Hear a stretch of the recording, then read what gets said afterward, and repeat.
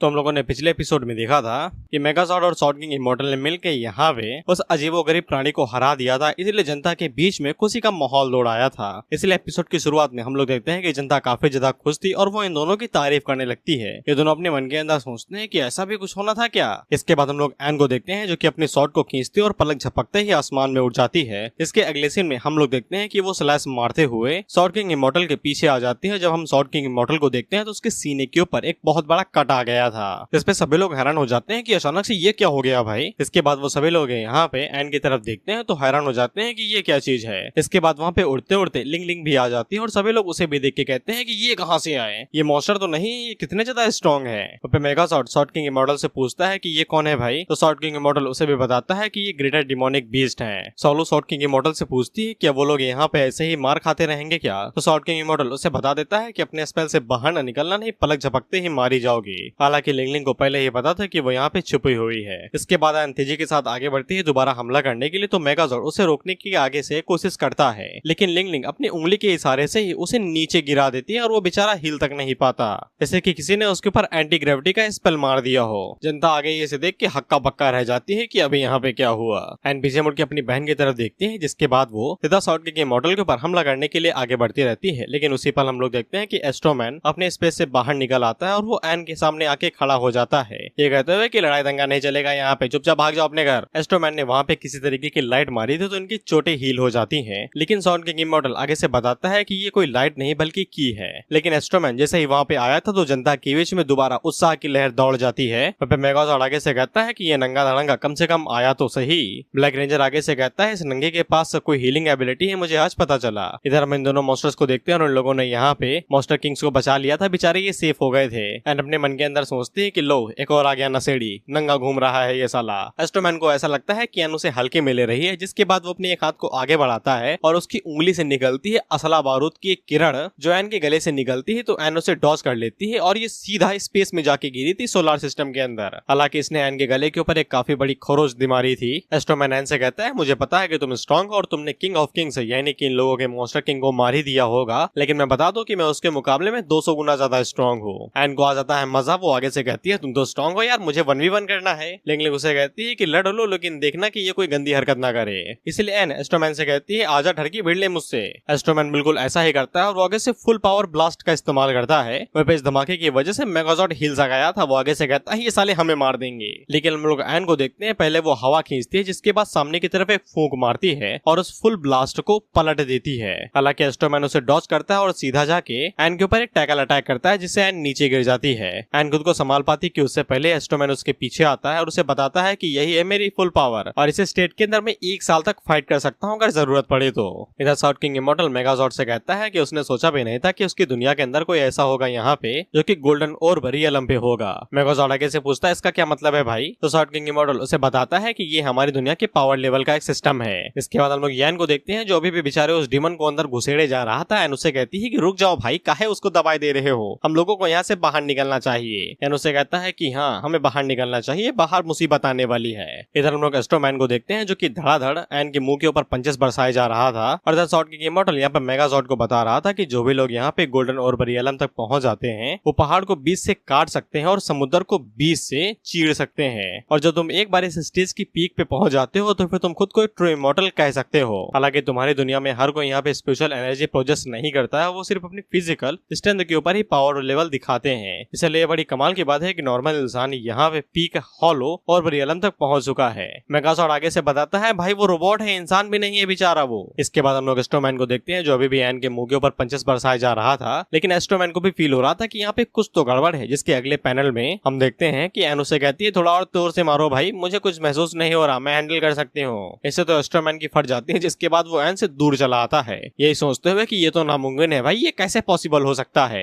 N की strength दुनिया के किसी भी पावर लेवल बंदे से बहुत ही ज्यादा आगे बढ़ चुकी है। एस्ट्रोमैन हम लोगों को बताता है कि जब किंग ऑफ किंग ने उसके साथ फाइट की थी तब किंग ऑफ किंग ने यहाँ पे एस्ट्रोमैन को चूरन दे दिया था, क्योंकि वो अर्थ के कोर को बचाने की कोशिश कर रहा था, इसीलिए वो यहाँ से भाग निकला। एस्ट्रोमैन को लग रहा था अगर वो इतने सालों में दोबारा वापस आएगा तो उसका पावर लेवल भी बढ़ा है और वो काफी इजीली यहाँ पे किंग ऑफ किंग को मार देगा। लेकिन उसने कभी सोचा भी नहीं था कि उसकी मुलाकात यहाँ पे किसी ऐसे से हो जाएगी जो किंग ऑफ किंग से भी ज्यादा भयानक और शक्तिशाली होगा। इसलिए एन यहाँ पे एस्ट्रोमैन से कहती है फट रही है क्या भाई। एस्ट्रोमैन आगे से कहती कहती है किसकी फट रही है भाई, जिसके बाद वो अपने सीक्रेट चेंबर जहाँ पे ये हमेशा के लिए सोया हुआ था उसे कहता है कि भैया सेव पावर यूनिट का इस्तेमाल करो जो अर्थ को बचाने के लिए रखी हुई थी। अब वो इमरजेंसी पावर यूनिट जैसे इस्तेमाल होती है तो जमीन हिलने लगती है क्योंकि कुछ ज्यादा ही पावर थी। इसके अगले सीन में हम लोग देखते हैं कि एस्ट्रोमैन यहाँ पे फ्लैश बैंग का इस्तेमाल करता है जो हर किसी चीज को निगल जाएगा। हालांकि एन के लिए ये कोई बड़ी बात नहीं है, जिसके बाद वो अपने हाथ को आगे करती है और काफी इजीली उस फ्लैश बैंग को ब्लॉक कर लेती है। बल्कि उल्टा ये फ्लैश बैंग यहाँ पे एस्ट्रोमैन के ऊपर ही बैक फायर कर जाता है, जिसके अगले सीन में हम लोग देखते हैं कि एस्ट्रोमैन की धज्जियां उड़ चुकी थी, लिटरली धज्जियां उड़ चुकी थी। एस्ट्रोमैन ऊपर देखते हुए यही सोचता है कि ये काम किया क्या, लेकिन जब वो बेचारा ऊपर देखता है तो फिर एन को कुछ भी नहीं हुआ था और वो एस्ट्रोमैन से कहती है कि तुम ही हो क्या भाई अर्थ के सबसे स्ट्रॉन्गेस्ट पावरफुल सुपर हीरो, तो मैं तुमसे कहना चाहती हूँ कि तुम बिल्कुल कचड़ा हो। इधर हम लोग एस्ट्रोमैन की सीक्रेट लेबोरेटरी देखते हैं जहाँ पे बताया जाता है कि कोर कुछ ज्यादा ही डैमेज हो गया, उसे रिपेयर नहीं किया जा सकता। इसके बाद एस्ट्रोमैन की सांसें यानी कि धड़कनें बंद हो जाती हैं और ये ढेर हो जाता है। ये बेचारे आगे से कहते हैं कि हमारा बचपन का हीरो मर गया क्या भाई। वहीं पे जनता भी आगे से बहुत ज्यादा हैरान होती है और आगे से कहती है कि चलो मैं अकेली नहीं हूँ जो यहाँ पे सिर्फ निराश हुई है। और जैसा कि हम लोगों को बताया गया था कि फ्लैशबैक के साथ नई पावर्स आती हैं, इसलिए हम लोग देखते हैं कि एस्ट्रोमैन अपने मन के अंदर यही सोचता है कि वो यहाँ पे मर नहीं सकता है, वो वादे को नहीं भूल सकता है जो वादा उसने किसी सुपर हीरो के साथ किया था, दैट्स कॉल्ड एशियंट हीरो। इसलिए अगले ही पल एस्ट्रोमैन दोबारा जिंदा हो जाता है और हमारे लिए कोई हैरानी की बात नहीं है ये। हालांकि उसकी धड़कनें काफी ज्यादा तेज हो जाती हैं और उसकी पावर भी पहले से बढ़ जाती है। ये दोनों आगे से चीखते हुए कहते हैं कि साला ये जस्ट दोबारा शुरू हो गए, tears of hope and the light of the justice. साला ये कभी मरते ही नहीं है, कैसे भी मारो इन्हें। इसके बाद भाई ये दोनों आगे से ऑथर को गंदी गंदी गाली देने लगते हैं, तो ऑथर बाहर निकल के कहता है कि चुप बैठो, नहीं अगले चैप्टर में गायब कर दूंगा दोनों को। हम लोग मेगाजॉर्ड को देखते हैं और वो आगे से इसी बारे में बता रहा था। सॉर्ड के मॉडल उसे कहता है चुप बैठो, नहीं पेल दिए जाओगे, अभी इनका नंबर नहीं आया है। खैर इसके बाद हम लोग देखते हैं कि दुनिया से tears of hope and the light of justice Astroman के पास आने लगती है तो उसकी पावर बढ़ने लगती है एंड आगे से कहती है ये क्या हो रहा है साला। और जैसा कि मैंने बताया कि दुनिया के हर एक कोने से सभी लोग अपना हाथ ऊपर उठा रहे थे। साला ये हाथ उठाता हूँ तो मुझे कुछ याद आता है। सॉर्ड किंग इमॉर्टल अपने मन के अंदर सोचता है कि ये क्या चीज है, साला मुझे भी पार्टिसिपेट करना चाहिए क्या। इसके बाद हम लोग एस्ट्रोमैन को देखते हैं और इसे जैसे ही यहाँ पे फ्री की बैटरी मिलती है तो ये आगे से चौड़ा होके कहता है कि कभी कभी गिव अप नहीं करना चाहिए। इसके बाद ये एन के ऊपर कुछ ज्यादा ही पावरफुल बीम छोड़ दे मारता है, लेकिन अपनी बहन से कहती है कि सावधान है ना, कहीं निपट ना जाना। एस्ट्रोमैन आगे से कहता है कि और दम लगा दो।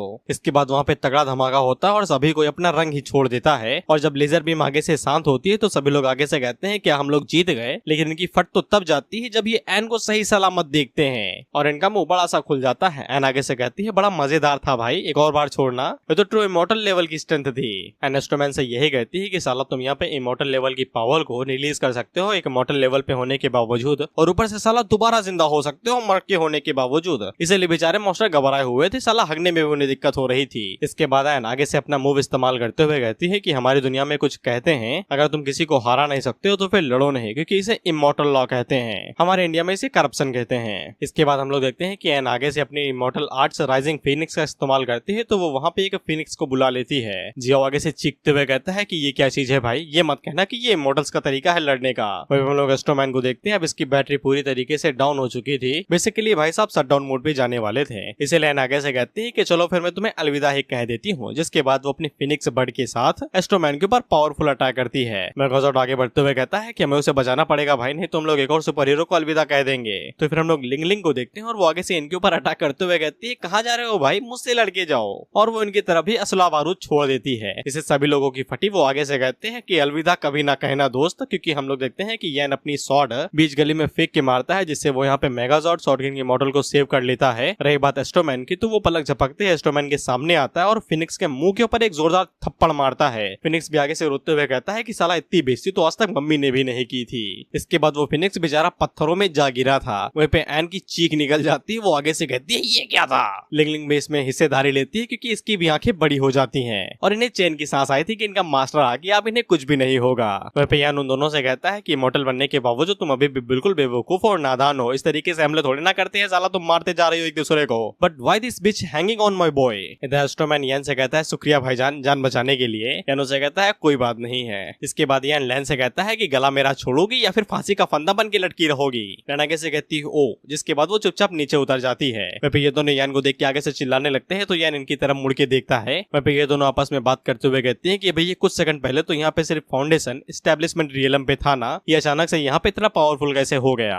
इसके बाद वो दोनों जब यान की तरफ अच्छे से देखती हैं तो फिर उन्हें पता चलता है कि यान यहाँ पे जो ऑरा निकाल रहा है वो कम से कम किसी एक पीक नासेंट सोल कल्टीवेटर के लेवल का है, और अगर ये दोनों यहाँ पे बुद्धि के साथ साथ दिमाग सब कुछ भी लगा ले तब भी यान को नहीं हरा सकती हैं, ये इन्हें समझ में आ जाता है। इसलिए आगे से प्लान बी का इशारा करती है लिंगलिंग से। इधर हम लोग जनता को देखते हैं, इन्हें ऐसा लगता है कि यान को इनकी पावर्स की जरूरत है। इसके बाद ये अपने हाथों को खड़ा करते हैं और यान को एनर्जी देने लगते हैं। यान अपने हाथों से उस एनर्जी को धिक्कार देता है, ये कहते हुए चीची दूर थू। इस पे लोगों का रिएक्शन देखो, इन्हें ऐसा लग रहा है कि किसी ने इनके मुंह पे थूका है। और इतना ही नहीं, यान इन्हें बेइज्जती कराने के लिए अपने हाथ को रुमाल में भी पोंछता है कि ये कहते हुए छुआ कैसे इस गंदी चीज को मैंने। फिर इसके बाद यान उन लोगों से कहता है कि चलो बच्चों, मुझे बता दो कि हेवनली डोमेन का रास्ता कहाँ है, मुझे कुछ बुड्ढों से बदला लेना है, उन्हें बवासीर दे के। यानी लोगों से ये भी कहता है अगर गलत पता दिया तो वापस आके उल्टा लटका दूंगा।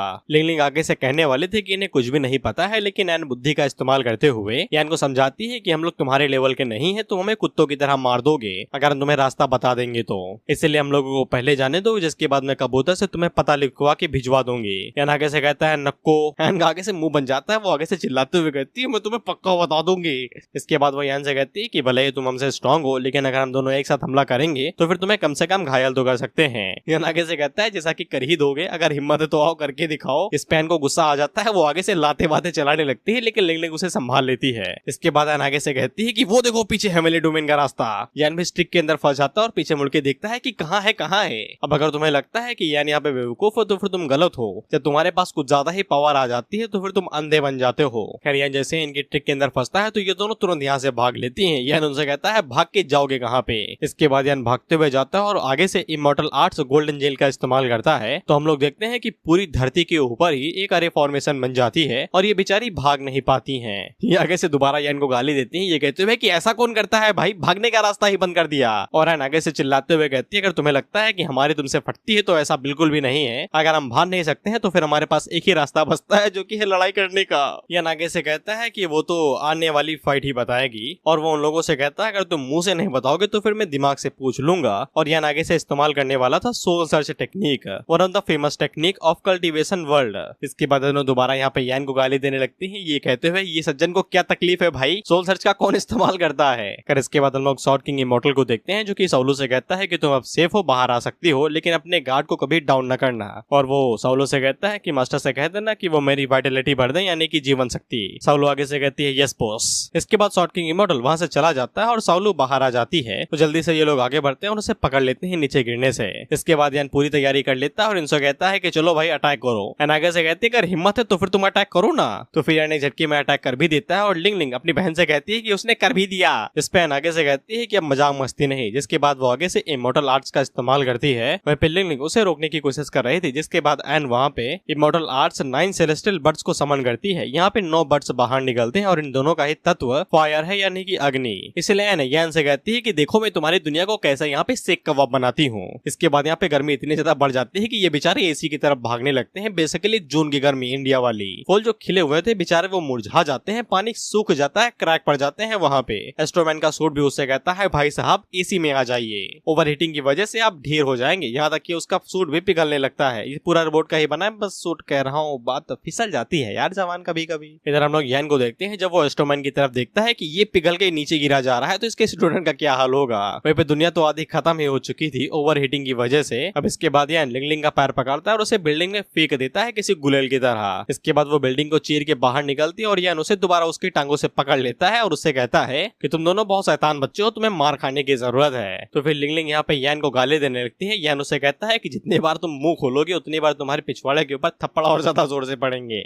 साइड से यान को सुनाई देता है कि कोई चीख चीख के कह रहा था कि मैं तुम्हारी दुनिया को जला के झलसा दूंगी। यान आगे से कहता है अच्छा। इसके बाद वो हाथों में निकालता है इमॉर्टल आर्ट्स और उस बम को फोड़ देता है। तो फिर वहाँ पे आ जाती है सुनामी, सुनामी की माँ, सुनामी का संसार, सुनामी की पूरी ब्लड लाइन। लर्मिन आगे से कहता है कि बेंचो ये हो क्या रहा है साला, जहाँ देखो वहाँ तबाही तबाही। 2012 की शूटिंग यहीं पे हुई थी क्या? पहले आग बरसी जिसके बाद सीधा पानी की सुनामी। करियान ने जो वहाँ पे सुनामी लाई थी उससे कई सारे सी ड्रैगन्स बनते हैं और रिपोर्टर आगे से चीखते हुए कहता कहता है कि ओशियन सूख चुका है, अब नमक भी नहीं मिलेगा हमें। खैर यान ने जो टेक्निक इस्तेमाल की थी उसका नाम था सी ड्रैगन गैदरिंग। इसके बाद यान उस ड्रैगन को सीधा उस फिनिक्स के साथ लड़ने के लिए भेज देता है और जब वो आपस में टकराते हैं तो फिर वहां पे आती है वाटर स्टीम वेव, जिससे ये लोग धमाके में ही उड़ जाते हैं और उसे जो पानी बचा था वो बरस के दोबारा रिफिल हो जाता है, यानी कि दुनिया में कोई तबाही नहीं आई। जनता आगे से कहती है कि ये इतना स्ट्रॉन्ग कैसे है भाई, ये तो हमारी एनर्जी भी नहीं यूज कर रहा। तो दूसरा बंदा आगे से कहता है कि ये बात एसेंस भी बनाती है पिछले वाले चैप्टर के अंदर। इसके बाद यान इनसे कहता है कि यार पूछ रहा हूँ बता दो ना यार, लेकिन यान बिल्कुल भी नहीं। वो आगे से कहती है मर भी जाओ तब भी नहीं बताऊंगी। उसी टाइम पे लिंग लिंग पीछे से निकलती है और वो यान के ऊपर शॉर्ट से अटैक करने की कोशिश करती है, लेकिन उसकी शॉर्ट के 2 टुकड़े हो जाते हैं।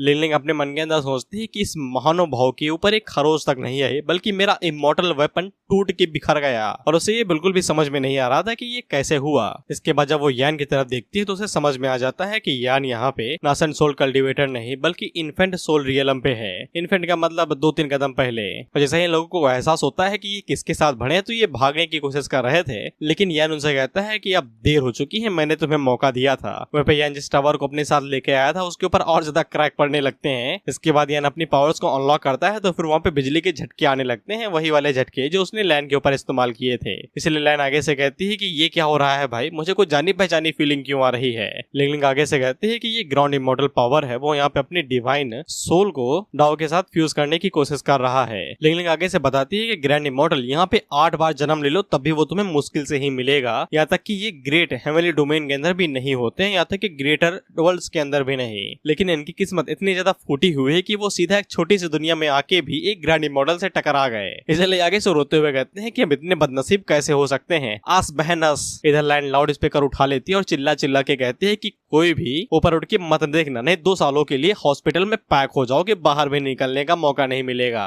वे हम लोग जिया और उसकी पार्टी को देखते हैं, इनकी भी हालत खराब थी। ये आगे से कह रहे थे कि ये क्या हो रहा है। वे पे जनता की तो हमेशा फटी ही जाती है, इसलिए इस बार भी फटी हुई थी। लेकिन हम लोग एन को देखते हैं जो कि आगे से इस प्रेशर को रजिस्टर करने की कोशिश कर रही थी। लिंग लिंग उससे कहती है कि ना करो, ये काफी ज्यादा खतरनाक हो सकता है। लेकिन एन आगे से कहती है कि मैं गिव अप नहीं करने वाली। यानी यहाँ पे जब भी अपनी इमॉर्टल्स पावर को यूज करता है तो फिर इसके बाल सफेद हो जाते हैं। यान एन से कहता है कि अभी भी रजिस्टर करने का ख्याल है क्या। यान आगे से कहती है ऑफ कोर्स। तो फिर यान आगे से चुटकी बजाता है और इस झटके के अंदर ही एन के ऊपर इतना ज्यादा प्रेशर पड़ता है कि वो जमीन में घुस जाती है। और ये प्रेशर इतना ज्यादा था कि हम लोग देखते हैं कि सिटी से दूर जाता है, स्पेस से दूर जाता है, अर्थ से ऊपर दूर जाता है, यहाँ तक कि ये प्रेशर इतना ज्यादा भयानक था कि ये ऑर्बिट से ही अर्थ को दूर फेंक देता है। अब अगर तुमने साइंस के फैक्ट वैक्ट नहीं देखे हैं तो मैं तुम्हें थोड़ा सा बता दूं कि जो अपनी अर्थ है वो सूरज के एक सीमित दायरे के अंदर ही चक्कर लगाती है, लेकिन यान के इतने ज्यादा प्रेशर की वजह से वो सीमित दायरे के पार जा चुकी है। ये दोनों आगे से चीखते हुए कहते हैं होली मदर फकर, ये कैसी पावर है भाई, साला अर्थ को उसके ऑर्बिट से ही बाहर फेंक दिया।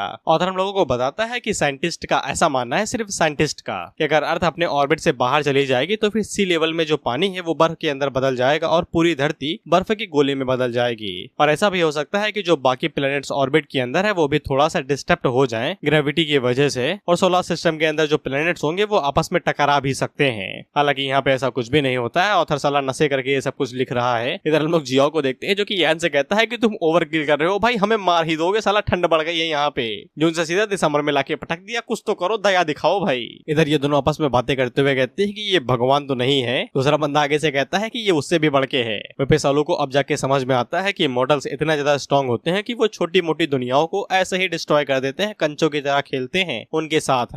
मैं आगे से सही सवाल पूछती है कि हमें कितना टाइम लगेगा इतना ज्यादा पावरफुल होने में। फिर इसके बाद एन नीचे उतर आता है और वो एन की तरफ देखता है तो ये अभी भी कांपते हुए कह रही थी कि मैं गिव अप नहीं करने वाली। लिंग लिंग अपनी बड़ी बहन से कहती है कि हो गया भाई, बस करो, तुमने अपना सबसे बेहतर ट्राई किया। लेकिन एन अभी भी नहीं मान रही थी, वो अभी भी अपनी बात पे टिकी हुई थी कि वो कभी भी एक इमॉर्टल के सामने अपना सर नहीं झुकाएगी। इसके बाद वो अपने हाथों में एनर्जी इकट्ठा करती है। वह मैं आगे से बताती है अगर मास्टर के कैरेक्टर को देखा जाए, अगर ये यहाँ पे यान को बता देती है कि हेवनली डोमेन कहाँ पे है तो यान रुक जाएगा, लेकिन ये साले इतने ज्यादा जिद्दी कैसे हैं। सालू आगे से कहती है बुक ने कहा है कि इनके डीएनए में ही गलती है, साला ये किसी की भी बात नहीं मानते इतनी जल्दी। जितने ज्यादा डीमन स्ट्रॉन्ग होगी उतने ज्यादा उनकी बुद्धि कड़ी होगी और उनकी उतनी ही ज्यादा चमड़ी उनकी मोटी होगी, उनके दिमाग में इतनी जल्दी बात नहीं घुसेगी। फिर निंजा लीडर आगे से कहता है तुम्हारा मास्टर भी ट्रांसफॉर्म हो सकता है क्या। ये दोनों आगे से चीखते हुए कहता है कि हमारे मास्टर ऐसे ही थे। इसके बाद हम लोग एन को देखते हैं जो कि यान से कहते हैं कि तुम्हें सच में जानना है ना हेवनली डोमेन कहाँ पे है, लेकिन जैसा कि मैंने वादा किया कि मैं कभी भी तुम्हें नहीं बताऊंगी, चाहे मुझे अपनी जान ही देना ना पड़ जाए। जिसके बाद वो आगे से अपने ऊपर ही अटैक करती है और अपने आप को सेल्फ डिस्ट्रैक्ट कर लेती है। सभी लोग आगे से कहते हैं वाओ, इस कहानी में बलिदान भी है। क्योंकि बड़ी बहन ने यहाँ पे ये कदम उठाया था तो फिर छोटी बहन भी क्यों पीछे रहे और वो भी अपना सर फोड़ने वाली थी। सालू और मैंग आगे से कंफर्म करते हैं कि एन यहाँ पे मारी जा चुकी है, ये कहते हुए कि वो यान को बताने से अच्छा खुद को ही मार ले। लेकिन हम लोग यान को देखते हैं और तुम यान को क्या समझ रहे हो भाई, पोंगा वोंगा समझा है क्या उसे। वो आगे से रिलीज करता है ओरिजिन युआन की। इसको देख के तो लिंगलिंग भी हैरान हो जाती है कि इसके पास ये की कैसे है। इसके बाद हम लोग यान को देखते हैं जो कि अपना हाथ ऊपर उठाता है और चुटकी बजाता है जिससे होता है जादू। हम लोग देखते हैं कि यान ने यहाँ पे जो भी कारनामा किया था वो सब कुछ रिवाइंड हो जाता है। पृथ्वी जो सैटर्न के पास जाके गई थी और भाई क्या हाल है, वो दोबारा अपने ऑर्बिट में आ जाती है। जो प्रेशर यहाँ पे एन के ऊपर पड़ा था वो भी रिवर्स हो जाता है और एन हमारी दोबारा जिंदा हो जाती है। हम लोग निंजा लेडर को देखते हैं जो दोबारा पूछता है तुम्हारा मास्टर भी ट्रांसफॉर्म हो सकता है क्या। ये दोनों दोबारा चिल्लाते हैं कि वो ऐसे ही थे हमेशा से, लेकिन इन्हें डेजा वो महसूस होता है। ये कहते हैं कि हमने ये बात पहले भी की थी ना। एन भी आगे से कांपते हुए कहती है कि अभी क्या हुआ भाई, मैं तो मर गई थी ना, मुझे अच्छे से याद है, मैं दोबारा जिंदा कैसे हो गई। लिंगलिंग आगे से बताती है कि यान ने यहाँ पे डॉ of the void, power of space and time का इस्तेमाल करके टाइम को ही रिवील कर दिया है, जिसको कहते हैं टाइम रिवर्सल आर्ट। यान उन दोनों बहनों से कहता है कि देखो मैं तुम्हें ऐसे मरने नहीं देने वाला जब तक मुझे पता नहीं चल जाता कि हेवनली डोमेन कहाँ पे है, और ऐसी हरकतें दोबारा करती रहे तो फिर चीजें तुम्हारे लिए ही मुश्किल और दर्दनाक होंगी। तब जाके लिंग को एहसास हुआ कि उसके सामने जो बंदा खड़ा है वो एक सर्वशक्तिमान है, इसके लिए मौत कोई बड़ी चीज नहीं है, वो अपनी मौत से भी मुक्त हो चुका है। अब यहाँ पे सिर्फ एक ही चीज बची हुई थी जो कि निराशा थी, लेकिन अब वो भी किसी काम की नहीं है क्योंकि ये बेचारे चाह के भी नहीं मर सकते। फिर इसके बाद यान आगे बढ़ता है और वो एन के सर के ऊपर हाथ रख के सोल सर्च का इस्तेमाल करता है। रेस्टोमैन आगे से कहता है फक दिस, साला ये हमारी तरह मर के जिंदा नहीं बल्कि मरे हुए को भी जिंदा कर देता है, ये तो नई टेक्निक है। आज you know soul search technique यहाँ पे किसी भी इंसान के पूरा जीवन यापन दिखा देती है, इसलिए हमें इनकी बैक स्टोरी दिखाई जाती है। ये दोनों जो पैदा हुई थी ये किसी मॉन्स्टर की तरह पैदा नहीं हुई थी बल्कि ये सीधा ह्यूमन फॉर्म में ही पैदा हुई थी, यानी कि पहली दूसरी कंडीशन को झटके में ही कंप्लीट कर लिया because they are genius and the chosen ones. इसके बाद यान को पता चलता है कि कुछ इमोर्टल्स हैं जिनकी भाई फटी पड़ी है। इन दोनों प्रिंसेस थे जो कि नॉर्थर्न डीमन ट्राइब के अंदर पैदा हुए हैं, यानी कि हमारे लिंग और एन। और इन गधों को ऐसा लग रहा था अगर समय ऐसा ही चलता रहा तो फिर वो बहुत जल्द ही यहाँ पे डिमोनिक इमोर्टल्स में भी बदल सकते हैं जो कि पूरी ह्यूमन रेस के ऊपर कब्जा कर सकते हैं। इसलिए तीनों फैसला करते हैं कि ये सीधा उन लोगों के क्लैन के ऊपर हमला कर देंगे इससे पहले ही कि वो अपने एडल्टहुड में पहुंचे और उन्हें मार दें। ये जाने लेने के लिए खुद को ब्लेम नहीं करते हैं बल्कि उन लोगों को ब्लेम करते हैं कि वो कमजोर हैं। इसके बाद होना क्या था, ये लोग सीधा डीमन ट्राइब के ऊपर चढ़ाई कर देते हैं और पूरे डीमन ट्राइब को डिस्ट्रॉय कर देते हैं। हम उन्हीं दोनों स्पिरिट बीस्ट को देखते हैं जो कि यहाँ पे इन्हें बचाने की कोशिश कर रहे थे और इनको यहाँ पे एक पुल के पास ले आए थे। इन लोगों का एक ही मकसद था कि ये चाहते थे इन लोगों की जो इनर कोर है जिससे ये कल्टीवेट करते हैं वो डिस्ट्रॉय ना हो। वहीं पे इन दोनों के जो पेरेंट्स थे वो पहले ही जान दे चुके थे इमॉर्टल अरे फॉर्मेशन को, टेलीपोर्टेशन अरे को एक्टिवेट करने के लिए। खैर इसके बाद दोनों स्पिरिट यहाँ पे इन दोनों को समझाते हैं कि तुम्हें आगे बढ़ना पड़ेगा और कभी भी पीछे मुड़ के ना देखना। इसके बाद ये यहाँ से चले जाते हैं बाकी लोगों से लड़ने के लिए, लेकिन इमॉर्टल्स के खिलाफ ये क्या ही कर सकते थे, एक झटके के अंदर इमॉर्टल इन्हें हरा देते हैं। इसके बाद लिंग और एन के फादर शायद फादर, क्योंकि फोटो से पता थोड़ी ना चलता है, नाम लिखा है क्या यहाँ पे, वो अपनी बेटियों की मदद करते हैं करिश्मा को भेज के जिससे वो ब्रिज टूटता है और ये पानी के अंदर गिर जाती है। और यान को समझ में आ जाता है कि इसीलिए ये दोनों इतनी ज्यादा जिद्दी हैं। खैर इस पानी के नीचे यहाँ पे टेलीपोर्टेशन अरे बनी हुई थी, जैसे ये लोग किसी दूसरी दुनिया के वर्ल्ड के अंदर चली जाती हैं। और इसी तरीके से लिंग और एन की जो खुश नसीब दुनिया थी वो एक झटके के अंदर ही डिस्ट्रॉय हो गई। खैर इसके बाद हम इनको एक अलग ही दुनिया में देखते हैं जहाँ पे सफेद एलियन घूमते हैं। चूना लगाया है क्या भी? ऑफ कोर्स ये दोनों काफी ज्यादा छोटे थे तो ये घबराए हुए थे, इन्हें पता नहीं कि ये लोग कहाँ हैं, बस ये घर जाना चाहते थे और ऊपर से काला कुत्ता इनके पीछे पड़ जाता है तो ये जान बचाते हुए भागते हैं। बट एज यू नो समय सब कुछ सिखाई देता है तो धीरे धीरे करके ये हालात के साथ कंफर्टेबल होने लगे थे। इन्हें ये भी समझ में आ चुका था कि पैसों की क्या अहमियत है, डॉल्स का क्या मतलब होता है और कैसे यहाँ पे टेक्निक्स का इस्तेमाल करना है। जीनियस जो है, बस एक चीज नहीं बदली थी, वो था ये हरामी कुत्ता, ये अभी भी इनके पीछे पड़ा इन्हें दौड़ा रहा है। फिर इसके बाद कुछ साल और बीतते हैं, ये और ज्यादा पावरफुल होते हैं, जिसके बाद कुत्ते को भी नीचे दर्द बोझते हैं कि साले अब कैसे दौड़ेगा तू। कुत्ता आगे से कहता है कि ये कैसे हो गया, ये तो साला रिवर्स कार्ड हो गया। इसके बाद ये दोनों अपनी दुनिया घूमना शुरू किए थे और ऐसे ये हमारी दुनिया के अंदर आ गए जहाँ पे येन इनकी दुनिया खराब कर रहा है भाई। फिर इसके बाद येन इनका फ्यूचर और पास्ट सब कुछ देख ही चुका था तो वो अपना हाथ ऊपर ले लेता है और सभी लोग आगे से कहते हैं कि अभी यहाँ पे क्या हुआ भाई, एक सेकंड के अंदर इसने हाथ रखा और वापस ले लिया, कुछ किया क्यों नहीं। वहीं पे यान ये देख के हैरान हो जाती है कि यान यहाँ पे सोल सर्च का इस्तेमाल किया लेकिन उसकी सोल के ऊपर एक छोटी सी खरोच तक नहीं आई। नॉर्मली जब भी कोई सोल सर्च इस्तेमाल करता है तो सोल बहुत ज्यादा डैमेज हो जाती है, आसान शब्दों में अंधे हो गए तुम। यह इन दोनों बहनों से कहता है अगर तुम्हें रास्ता नहीं पता है तो फिर कह दो ना नहीं पता है, इस तरीके से लड़ने धड़ने की क्या जरूरत है। इसके बाद वो उन दोनों से कहता है कि चलो चले जाओ यहाँ से, मैं तुम्हें दोबारा नहीं देखना चाहता। जिस पे काफी ज्यादा हैरान होती है कि ये कैसे कैसे जा रहा है बिना कुछ करे। यान उन दोनों से कहता है भाग जाओ इससे पहले कि मेरा मूड बदल जाए। लिंग लिंग आगे से पूछती है कि हम लोग सच में चले जाएं, यान उसे कहता है हमेशा के लिए रहना है क्या यहाँ पे।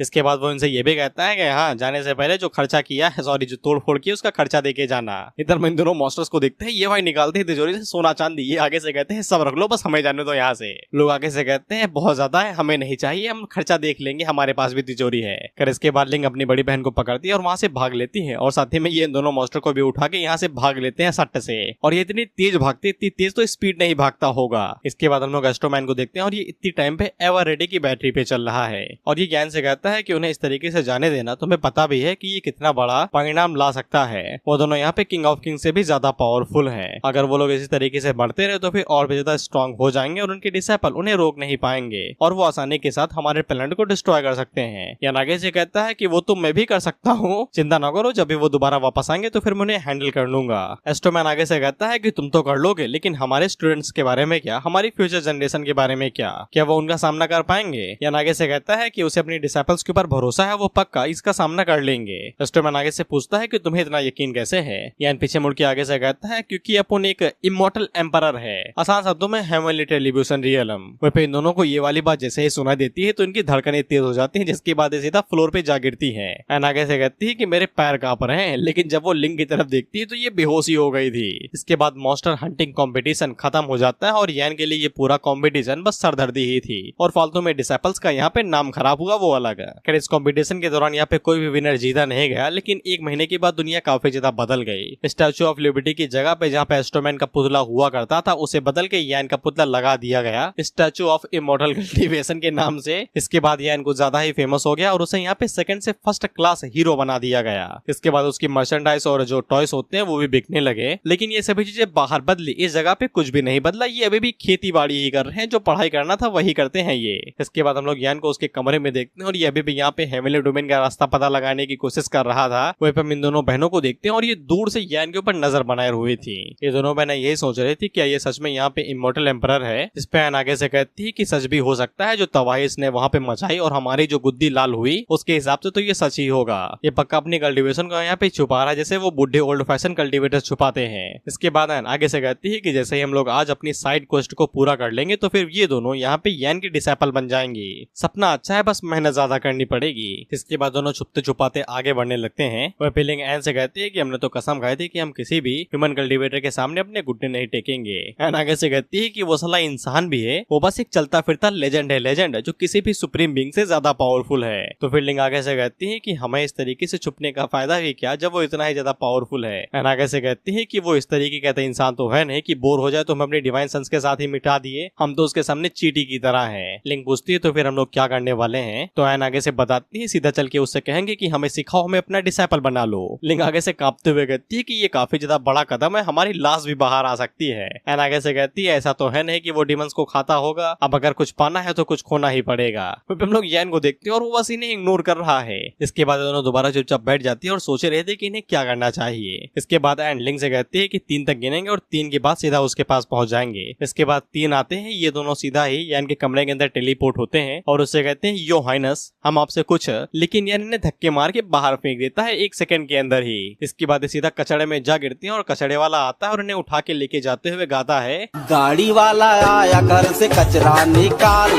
तो फिर इनकी आंखों से खुशी के आंसू बहने लगते हैं कि यान ने इन्हें मारा नहीं और ये जिंदा बच गए। लेकिन यान आगे से कहती है कि हम उसकी शक्ल देख पाते कि उससे पहले ही उसने हमें धक्के मार के बाहर फेंक दिया। इसके बाद अगला टाइम कुछ समय बाद का होता है। हम लोग देखते हैं कि यान अपनी वॉक पे निकला हुआ था और ये दोनों अभी भी उसका पीछा कर रही थी। यान तेजी से आगे बढ़ता है तो ये दुगने तेजी से उसका पीछा करती है। यान जब पीछे मुड़ के देखता है तो ये जल्दी से दीवार के पीछे छुप जाती है और आपस में बात करते हुए कहती है कि उसने मुझे देखा। तो यान आगे से कहती है कि उसने कोई भी की रिलीज नहीं की, उसने हमें नहीं देखा होगा। लेकिन जब ये दोनों बाहर झांक के देखते हैं तो यान तब तक गायब हो चुका था। ये कह ही रहे थे कि ये कहाँ गया। फिर ये दोनों अपना कदम जैसे ही आगे बढ़ाते हैं तो नीचे एक फंदा था और ये दोनों इस जाल के अंदर फंस जाते हैं और यान ने यहाँ पे डीमन कैचिंग रोप का इस्तेमाल किया था। ये दोनों ऊपर भाई लटक जाते हैं और चिल्लाते हुए कहते हैं कि हमारी मदद करो भाई, हम लोग ऐसे जी नहीं सकते हैं। यान उन लोगों से कहता है कि मैंने बोला था ना कि मेरा पीछा ना करो, तो फिर क्यों पीछे पड़े हो। इसके बाद अगला सीन किसी वीराने का होता है जहाँ पे हम इन चारों को देखते हैं और ये दोनों अपना खान पान कर रहे थे। साथ में ये इन दोनों से पूछते हैं कि मैडम आपको क्या हुआ, लेकिन ये दोनों आगे से कोई भी जवाब नहीं देते हैं। तो ये लाल वाला आगे से कहता है कि छोड़ो यार, फालतू के सवाल पूछना कभी भी जी का जंजाल बन सकता है और वैसे भी मुझे ज्यादा लंबा जीना है, इसीलिए मौत से टक्कर वाले कोई भी काम नहीं। वहीं ये दोनों एकदम डिप्रेशन में जा चुकी थी, यही सोच रहे थे कि ये कैसे डिसाइपल बने यान के। इसके बाद कुछ और दिन इसी तरीके से बीत जाते हैं और यहाँ पे समर वेकेशन भी खत्म हो जाता है। वह भी यान की तबाही देखने के बाद ये सभी पूरी तरीके से खुद को इमोर्टल दुनिया के अंदर मान ही चुके थे, हर किसी को ग्रीट करते हैं फुल इज्जत के साथ में। वहीं पे हम लोग जिहाओ को देखते हैं जो कि अब दो हाथों से लिखने लगा था क्योंकि ये अपना होमवर्क पूरा नहीं कर रहा था। इसके बाद इसी तरीके से कुछ दिन और भी जाते हैं जिसके बाद शुरू होता है नया सेमेस्टर। यानी लोगों से कहता है कि मौज बहुत काट ली, अब यहाँ से नया सेमेस्टर शुरू होगा। यानी लोगों से कहता है कि तुम्हारी आंखों के सामने ये जो बैम्बू स्लिप्स रखी हुई हैं इनके अंदर टेक्स्ट बुक है इस सेमेस्टर्स की। इन सब के अंदर कई सारे टाइप्स की हर्ब्स जो कि हेवनली डोमेन के अंदर मिलती है और उनकी प्रॉपर्टी के बारे में लिखा हुआ है। वह जो डिसाइपल्स थे इतनी सभी स्लिप्स को देख के इनकी आंखें बड़ी हो जाती हैं। यानी लोगों से कहता है कि इसके अंदर टोटल 480 बिलियन हर्ब्स हैं। 480 बिलियन के अंदर जानते हो कितने जीरो होते हैं? 10, और ऊपर से 3 अंक और जोड़ दो 480 वाले। इसीलिए इनकी आंखें बड़ी हो रही थी। हालांकि यानी लोगों से कहता है कि तुम्हें कुछ लिखने विखने की जरूरत नहीं है, ना ही कॉपी वॉपी करना है। जिससे इन्हें चैन की सांस आती है कि चलो भाई जिंदा बच गए। लेकिन तभी यान कहता है कि अगले 10 सालों के अंदर तुम्हें इन्हें याद करना है दिल और जहन के अंदर घुसा के, कि मैं कोई हर्ब का नाम ले लो तो तुम उसकी प्रॉपर्टीज के बारे में ऐसे बोलो जैसे चुगलिया करते हो। तो फिर इनकी जो सांस थी वो एकदम चीख में बदल जाती है या मुंह से थूक फेंक देते हैं। ये भाई चैन से हक नहीं पाएंगे, याद करते करते इनकी आंखें बाहर आ जाएंगी। 480 बिलियन हर्ब्स, इतने तो इंसान नहीं है दुनिया में, 8 ही बिलियन है सिर्फ अभी तक। इन लोगों को लग रहा था कि चलो इतना मैं झेल सकता हूँ, कोई बड़ी बात नहीं है। इसीलिए ये लोग यान से पूछते हैं कि बस इतना ही ना मास्टर यान, आगे कुछ तो नहीं है ना? यानी लोगों से कहता है कि तुम्हारी सेकंड क्लास भी यहाँ पे शुरू होगी जो कि है एल्केमी। यानी लोगों को बताता है कि जैसे जैसे तुम लोग स्ट्रॉन्ग होते जाओगे वैसे वैसे तुम लोग इन हर्ब्स को और भी जल्दी जल्दी ईज करते जाओगे। एल्केमी काफी ज्यादा लंबी प्रोसेस वाली चीज होती है, इसीलिए बेसब्र होने की जरूरत नहीं है। यानी ने ये भी बताता है कि कल्टीवेशन की दुनिया में सिर्फ कुछ ही टैलेंटेड लोग होते हैं जो कि यहाँ पे 5th ग्रेड के एल्केमिस्ट बन जाते हैं, भले ही वो लोग यहाँ पे पूरी लगन के साथ सालों साल पढ़ाई क्यों ना करें। एल्केमिस्ट काफी ज्यादा हाई प्रोफाइल बंदे होते हैं एमएलए डोमेन के अंदर और भी कई सारे डोमेन्स के अंदर, यहाँ तक कि जुआनजाओ कॉन्टिनेंट के अंदर उन्हें काफी ज्यादा पावरफुल पर्सन समझा जाता है। यानी ने ये भी बताता है कि 1st ग्रेड एल्केमिस्ट की जो कमाई और वेल्थ अमीरी होती है वो किसी ग्रेट नेशन के बराबर की होती है। आसान शब्दों में एक अच्छे खासे डॉक्टर की इनकम जो है वो यूएसए की जीडीपी के बराबर, जो कि लगभग कुछ 30.50 ट्रिलियन के बराबर है। इस पे ये लोग आगे से कहते हैं सच में इतना ज्यादा पैसा, फिर तो मैं यही बनूंगा।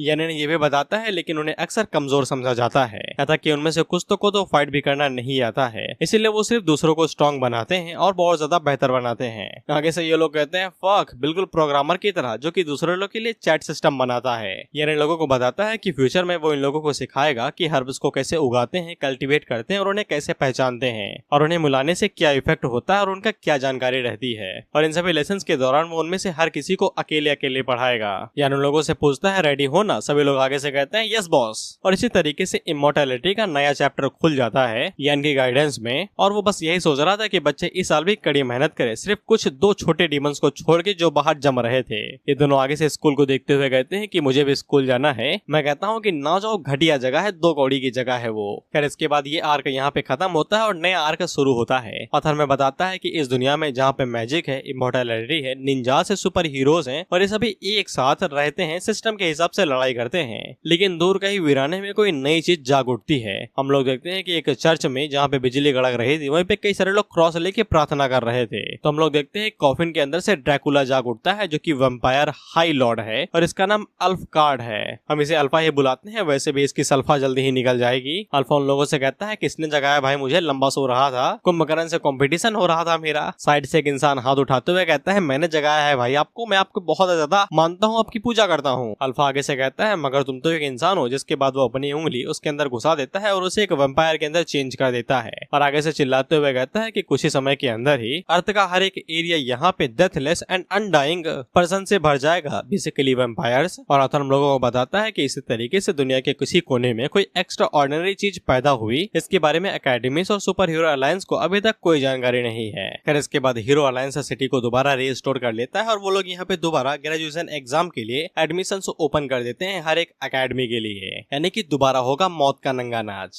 इसके बाद हम लोग सुपर ह्यूमन इंस्टीट्यूट को देखते हैं जो कि आगे से कहते हैं कि चलो हारामोन कम से कम यहाँ पे सिटी को दोबारा रिपेयर कर दिया और ग्रेजुएशन के लिए सब कुछ ओपन कर दिया है। साला मैं 20 सालों से यहाँ पे फंसा हुआ हूँ, इस बार ऐसा लगता है कि सक्सेसफुली ग्रेजुएट हो जाऊंगा। साइड से एक लड़की अपना लेटर पढ़ के बताती है कि हमारा एग्जामिनर इस बार यहाँ पे ब्लैक रोब्ड सुपर ह्यूमन है, दी यानसन। इस पे सुपर ह्यूमन इंस्टीट्यूट का स्क्वाड लीडर आगे से कहता है वी आर फक्ड अप। फिर इसके बाद अगला सीन हमारी एकेडमी का होता है जहाँ पे हम लोग देखते हैं कि ग्रेजुएशन एग्जाम शुरू हो जाता है। हम इन सब लोगों को दोबारा देखते हैं जिनको हमने पहले भी देखा था, इसीलिए सब कुछ कुछ डेजा वू जैसा फील हो रहा है। सभी लोग यहाँ पे स्टूडेंट्स के लिए चीयर कर रहे थे और मैंग आगे से पूछती है कि इस बार हमारा एग्जामिनर कौन होगा। इस पे लैनबिन आगे से कहता है अगर मास्टर नहीं है तो फिर हम लोग पक्का पास हो जाएंगे। हम लोग स्क्वाड लीडर को देखते हैं जो कि आगे से कहता है हमारे तो लगे पड़े हैं ना, हमारी तो हलक में अटकी हुई है। हम लोग देखते हैं कि इन लोगों के लिए एग्जामिनर बन के यहाँ पे लैन आई हुई थी, जो कि उन लोगों से कहती है कि काफी ज्यादा टाइम हो गया है तुम लोगों से मिले हुए। लैन लोगों से कहते हैं कि कमर टाइट कर लो, मैं हूँ तुम्हारे एग्जामिनर इस बार, और मैं घूसे सीधा पीठ पे ही मारती हूँ।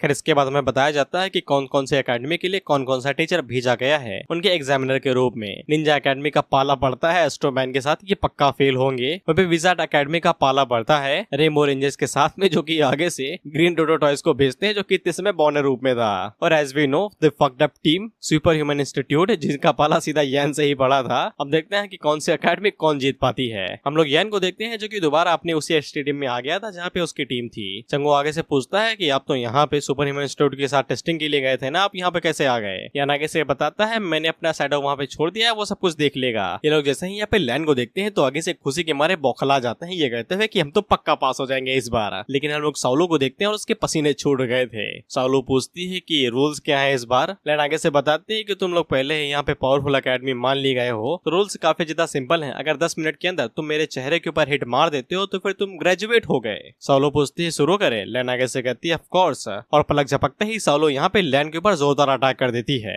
लेकिन लैन उसके अटैक को रोक लेती है और उसे कहती है कि जैसा कि उसके स्टूडेंट से सोचा था, तुम ही सबसे ज्यादा टफ हो। मिला ये एक टेस्ट मैच है, लेकिन तुमने सच में मुझे यहाँ पे मारने की कोशिश की। इसे तो साउलो भी हैरान हो जाती है कि इसे कैसे पता चला। हम लोग साउलो को देखते हैं तो ये अपनी शॉट भी छुड़वा नहीं पा रही थी। जिहाओ आगे से कहता है कैसी ताकत है यह भाई। मैंग हम लोगों को बताती है कि यहाँ पे लैन ने अपना पावर अप कर लिया, इसलिए उसकी स्ट्रेंथ यहाँ पे पीक की रिफाइनिंग लेवल तक पहुंच चुकी है। इसके बाद लैन यहाँ पे साउलो की शॉट छोड़ती है और उससे कहती है कि ये भी लो, ये मैं मिठाई के तौर पे लेके आई थी। जिसके बाद वो साउलो के ऊपर अपनी एनर्जी बीम से हमला करती है। साउलो जल्दी से साइड हटती है और उस एनर्जी बीम को डॉज करती है और वो सीधा जाके स्टेडियम में लगने वाली थी, लेकिन लैन उसे कंट्रोल करते हुए उसे दोबारा घुमा देती है इन बच्चों के ऊपर, जिससे इनकी चीख निकल जाती है। आगे से कहते हैं कि ये कुछ फेमिलियर जैसा क्यों लग रहा है। इसके बाद वहाँ पे तगड़ा धमाका होता है। हम लोग देखते हैं कि जियाओ इस धमाके से बचने के लिए अपने पास से निकालता है प्रोटेक्शन चार्म, वो भी 1 नहीं 2 नहीं 3 नहीं, वो भी 8 वो आगे से कांपते हुए कहता है कि साला मैं अलायंस में इसके खिलाफ कंप्लेंट करूंगा, बच्चों के ऊपर जुल्म है ये। ऑडियंस आगे से कहती है कि हम लोग जिंदा बच गए। तो फिर हमें पता चलता है कि यान ने अपनी शॉट्स का इस्तेमाल किया था धमाके को ब्लॉक करने के लिए। लैन उसकी तरफ देखती है और मन में कहती है साला और प्रोटेक्टिव रहेगा, ऐसा लगता है कि मैं लोगों की जान ही ले लूंगी।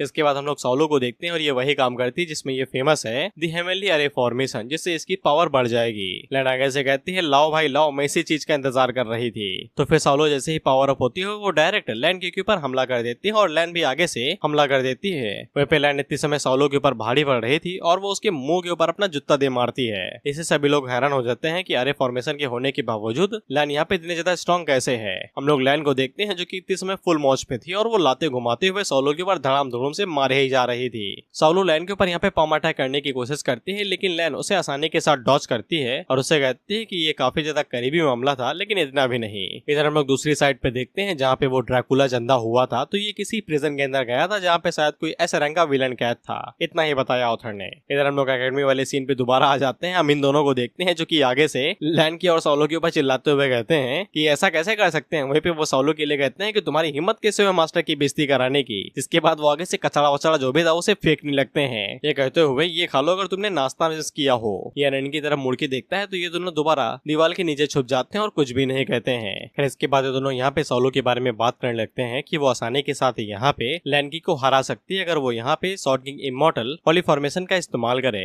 इस पे एन आगे से बताती है, लेकिन उस फॉर्मेशन के लिए काफी ज्यादा टाइम और की जरूरत पड़ती है और इतना ज्यादा टाइम यहाँ पे नहीं होगा। इसके बाद हम लोग लैन को देखते हैं जो कि साउलो के पंचेस को ब्लॉक करते हुए कहती है तुम्हें लग रहा है कि मैं वीक हूँ क्योंकि मैं तुम्हारे टीचर से हार गई, तो फिर मैं बता दो कि तुम उसके लेवल के भी आस पास ही नहीं हो। साउलो अपनी बुद्धि का इस्तेमाल करते हुए यही सोचती है कि उसे यहाँ पे कोई ना कोई नया तरीका सोचना ही पड़ेगा लैनकी को हराने के लिए। इसके बाद वो जल्दी से भागते हुए स्टेडियम के ऊपर जाती है और वहाँ से की ड्रैगन ट्रांसफॉर्मेशन टेक्निक का इस्तेमाल करती है। ऑडियंस के साथ साथ लैन भी आगे से यही कहती है कि दोबारा नहीं भाई, हमें बख्श दो इस टेक्निक से, हम देख के उब गए हैं और तबाह होके बचे हैं, बस बख्श कर दो। साउलो लैन से कहती है कि ये भले ही यहाँ पे शॉर्ट किंग इमॉर्टल जितना स्ट्रॉन्ग नहीं है, लेकिन उसके वाले पहले वाले अटैक से ज्यादा स्ट्रॉन्ग है। और वो लैन से कहती है कि इसको कैसे डॉज करोगे, तो लैन पलक झपकते उसके पीछे जाती है और उसके ऊपर दोनों हाथों से गुद्दा मारते हुए कहती है कि जिसके ऊपर ये इस्तेमाल करना चाहती हो जरा इसका खुद का भी स्वाद सको, और वो सीधा उसे स्टेडियम के नीचे गिरा देती है। और खुद भी नीचे आते हुए साउलो से कहती है कि मैं तुम्हें कभी भी यहाँ पे ग्रेजुएट नहीं होने देने वाली, वो भी इतनी ज्यादा बैड परफॉर्मेंस के साथ में। इसके बाद हम लोग ऑडियंस को देखते हैं और इनकी फटना चालू, क्योंकि वो ड्रैगन जल्दी जल्दी से बड़ा हो रहा था, यानी कि फटने वाला था।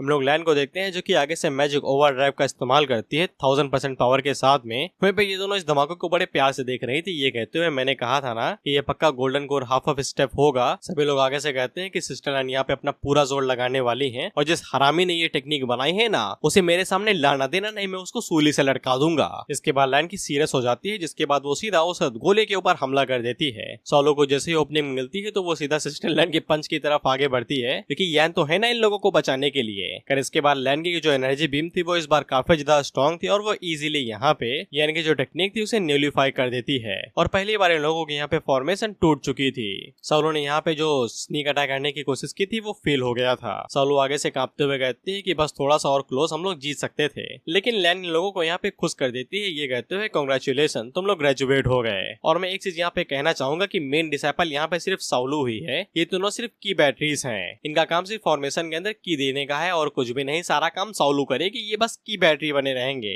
ट्रांसलेटर आगे से कहता है कि इस पैनल में कुछ तो गड़बड़ थी, मैंने इसे ठीक कर दिया है, जिसके बाद वो इनके सर के ऊपर ड्यूरासेल की बैटरी लगा देता है। क्रेडिट यहाँ पे ट्रांसलेटर को जाता है, मुझे नहीं। इसके बाद लैन की अपना हाथ आगे बढ़ाती है सोलो की तरफ, ये कहते हुए तुम ग्रेजुएट हो गई। इसे सभी लोग वहाँ पे खुश हो जाते हैं, क्योंकि 20 सालों के बाद कोई एकेडमी यहाँ पे साली ग्रेजुएट हुई थी। ये सभी लोग भी आगे से खुश हो जाते हैं, और लैन भी आगे से रोते हुए कहता है कि साला मैं इस जगह पे किंडरगार्टन के टाइम से था, कम से कम 10 साल, आखिरकार मैं यहाँ पे ग्रेजुएट होके अब जा सकता हूँ। सोलो यहाँ पे लैन से कहती है लेकिन हमने तो तुम्हारा चेहरा छुआ ही नहीं। लैन उसे कहती है कि तुम लोगों ने यहाँ पे मुझे मजबूर कर दिया मेरा अल्टीमेट मूव इस्तेमाल करने के लिए, इसका मतलब यही है कि तुम ग्रेजुएशन के लिए रेडी हो। तुम चारों मिलकर यहाँ पे किसी भी प्रोफेशनल हीरो को हरा सकती हो जब तक वो टॉप 10 के अंदर ना हो, लेकिन अगर तुम लोगों को गोल यहाँ पे टॉप 10 हीरो के अंदर बनने का है तो फिर थोड़ा सा और कड़ी मेहनत करो, नहीं तो इसी तरीके से मुंह की खाओगे। और वो जाते हुए इन लोगों से कहती है वैसे भी तुम लोग यहाँ पे कल्टीवेशन सीख रहे हो, साला हजारों साल लगेंगे तुम्हें, और मुझे यकीन है कि एक दिन तुम हमसे भी ज्यादा स्ट्रॉन्ग हो गए।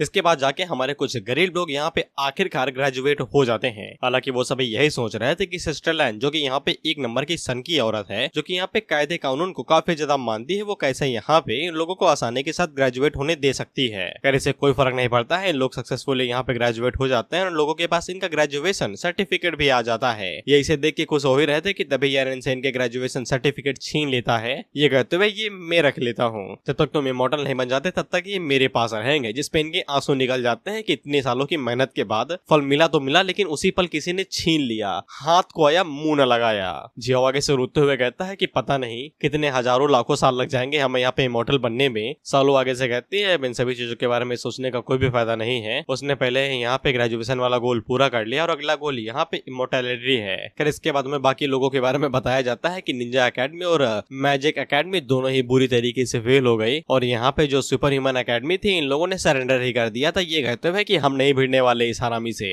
इसके बाद लोग दोबारा अपने इमॉर्टल स्कूल में आ जाते हैं, जहाँ पे इनकी नई शुरुआत होती है नए सेमेस्टर के साथ में, जो कि 10,000 सालों के लिए चलने वाला है। यहाँ हम 6 में उब जाते हैं, ये 10,000 चलेंगे। खैर यानी लोगों को बताता है कि यहाँ पे एल्केमिस्ट बनने के लिए तुम्हें सिर्फ हर्ब्स को पहचानना, उनकी प्रॉपर्टीज के बारे में जानने से कुछ भी नहीं होगा, तुम्हें ये भी सीखना पड़ेगा कि यहाँ पे उन्हें उगाया कैसे जाता है। जब तुम मेडिकल हर्ब की तरफ देखते हो तो फिर तुम्हें उसकी एज, कलर, हर किसी चीज के बारे में पता होना चाहिए। वह ये सभी लोग भाई हल चला रहे थे खेती के लिए। इसके बाद यान की नजर 2 लड़कियों के ऊपर पड़ती है और यैन उनको कमर से उठाता है, उठा के बाहर फेंक देता है, क्योंकि ये दोनों असल में एन और लिंगलिंग थी। जियो आगे से पूछता है कि ये 2 नमूने कौन थे भाई, और ये हमारी तरह यहाँ पे नौटंकी क्यों कर रहे थे।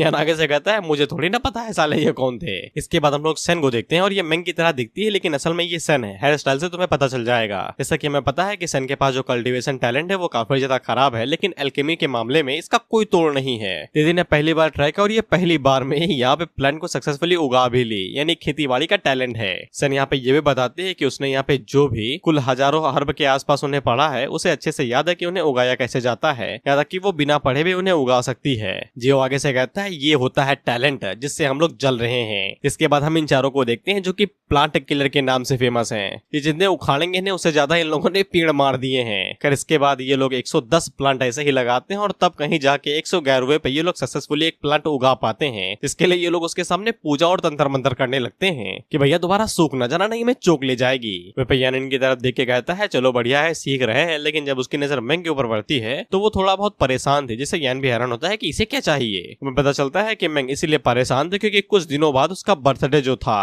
और मुझे नहीं पता कि लड़कियों के समाज में इस डे का क्या मतलब होता है, लेकिन लड़ों के समाज में ये मतलब होता है जेम ढीली होगी, पिछवाड़े पे लाते पड़ेंगी, और उस दिन अगर तुम ना नहाए हो तो भी तुम्हारा अभिषेक केक के साथ किया जाता है। लेकिन लौंडे केक खाते नहीं है, फेंक के मारते हैं। हम लोग देखते हैं कि मेंग का बर्थडे काफी ज्यादा अच्छा जा रहा था। वो भले ही खुश नहीं थे लेकिन उसके क्लासमेट काफी ज्यादा खुश थे। ये भाई मेंग के बर्थडे को अपने बर्थडे समझ के एंजॉय कर रहे थे। ये कहते हैं कि पार्टी टाइम, और मेंग को काफी ज्यादा गुस्सा आ रहा था। फिर हम लोग एक डिसाइपल को देखते हैं जो कि मेंग से पूछना चाहता था कि वो इस साल कितने साल की होंगी, तो दूसरा उसका मुंह बंद कर देता है ये कहते हुए कि ये पूछने की गुस्ताखी भी ना करना। पिछली बार यहाँ पे चंगू ने साउलू से यहाँ पे उसकी उम्र पूछ ली थी, बेचारे को टॉयलेट में ले जाके पिला गया था। मेंग आगे से कहती है कि मेरा बर्थडे एक अच्छा दिन होना चाहिए, लेकिन पता नहीं क्यों मुझे कुछ लोगों के मुंह के ऊपर 2-3 घूंसे मारने का मन कर रहा है। साला मुझे बर्थडे पसंद नहीं है। हमें बताया जाता है कि बर्थडे काफी ज्यादा नॉर्मली खुशी का रिचुअल माने जाते हैं, लेकिन इमॉर्टल क्लास के अंदर लड़कियों के लिए ये किसी पाप से बड़ा काम नहीं है। साउलू चंगू से पूछती है कि तुमने मास्टर को नहीं इनवाइट किया, तो चंगू आगे से बताता है कि उसने किया था, शायद से मास्टर किसी ट्रिप पे गए हुए हो।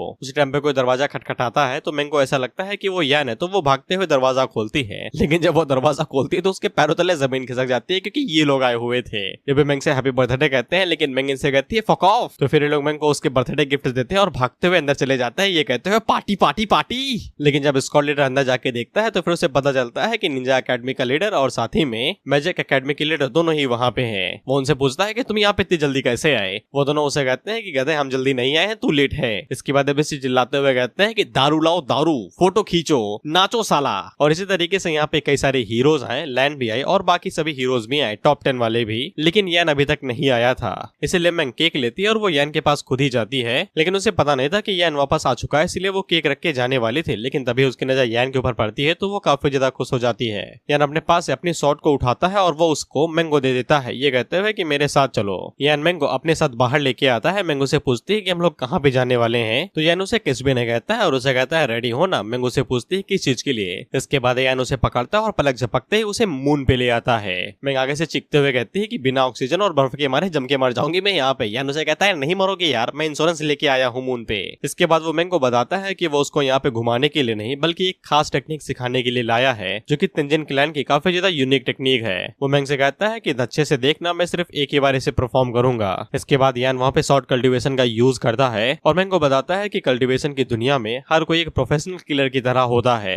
वो ना ही कोई अल्केमी प्रैक्टिस करते हैं और ना ही कोई मैजिक। वो यहाँ पे सिर्फ एक सिस्टम को फॉलो करते हैं जो कि इमॉर्टल कल्टीवेशन का होता है, जो एक ऑर्डिनरी इमॉर्टल के मुकाबले में काफी ज्यादा अलग होता है। और जब वो लोग यहाँ पे इस शॉर्ट लिमिट को काफी अच्छे से कंप्रीहेंड कर लेते हैं, यानी कि समझ लेते हैं, फिर वो किसी को भी मार सकते हैं अपनी आंखें बंद करके, भले वो दूरी 1 लाख की हो, 2 लाख की हो या फिर मिलियंस ऑफ डिस्टेंस ही क्यों ना हो। यहाँ तक कि उनके जो डिवाइन सेंस होती है वो दूसरे लोगों के अटैक्स को भी काफी अच्छे से प्रिडिक्ट कर सकती है और एनिमी के मूवमेंट्स को भी, इसलिए अच्छे से देखना। इसके बाद यान यहाँ पे अपनी एक शॉट को स्विंग करता है तो हम लोग देखते हैं कि इसका फोकस है सबसे पहले अर्थ पे जाता है, अर्थ पे जाने के बाद सिटी पे जाता है और सिटी पे जाने के बाद एक मच्छर पे जाता है। वो सभी स्लैशेस यहाँ पे मच्छर के ऊपर पड़ते हैं तो मच्छर की पहले बॉडी कटती है, इसके बाद उसकी बॉडी के अंदर जो सेल्स थे वो कटते हैं, सेल्स कटने के बाद उसके अंदर की जो जीन चेन थी वो कटते हैं। जिसके बाद हम लोग आ जाते हैं सब एटॉमिक लेवल पे। सब एटॉमिक लेवल उसे कहते हैं जब यहाँ पे एटम्स को भी डिस्ट्रॉय कर दिया जाए, हिंदी वालों के लिए परमाणु। थोड़ी सी जानकारी के लिए और बता दो कि यान का जो स्लैश है वो यहाँ पे प्रोटॉन, न्यूट्रॉन और इलेक्ट्रॉन के लेवल पे आ चुका है। अब इसके आगे इसे कोई भी नहीं काट सकता है, फिर तो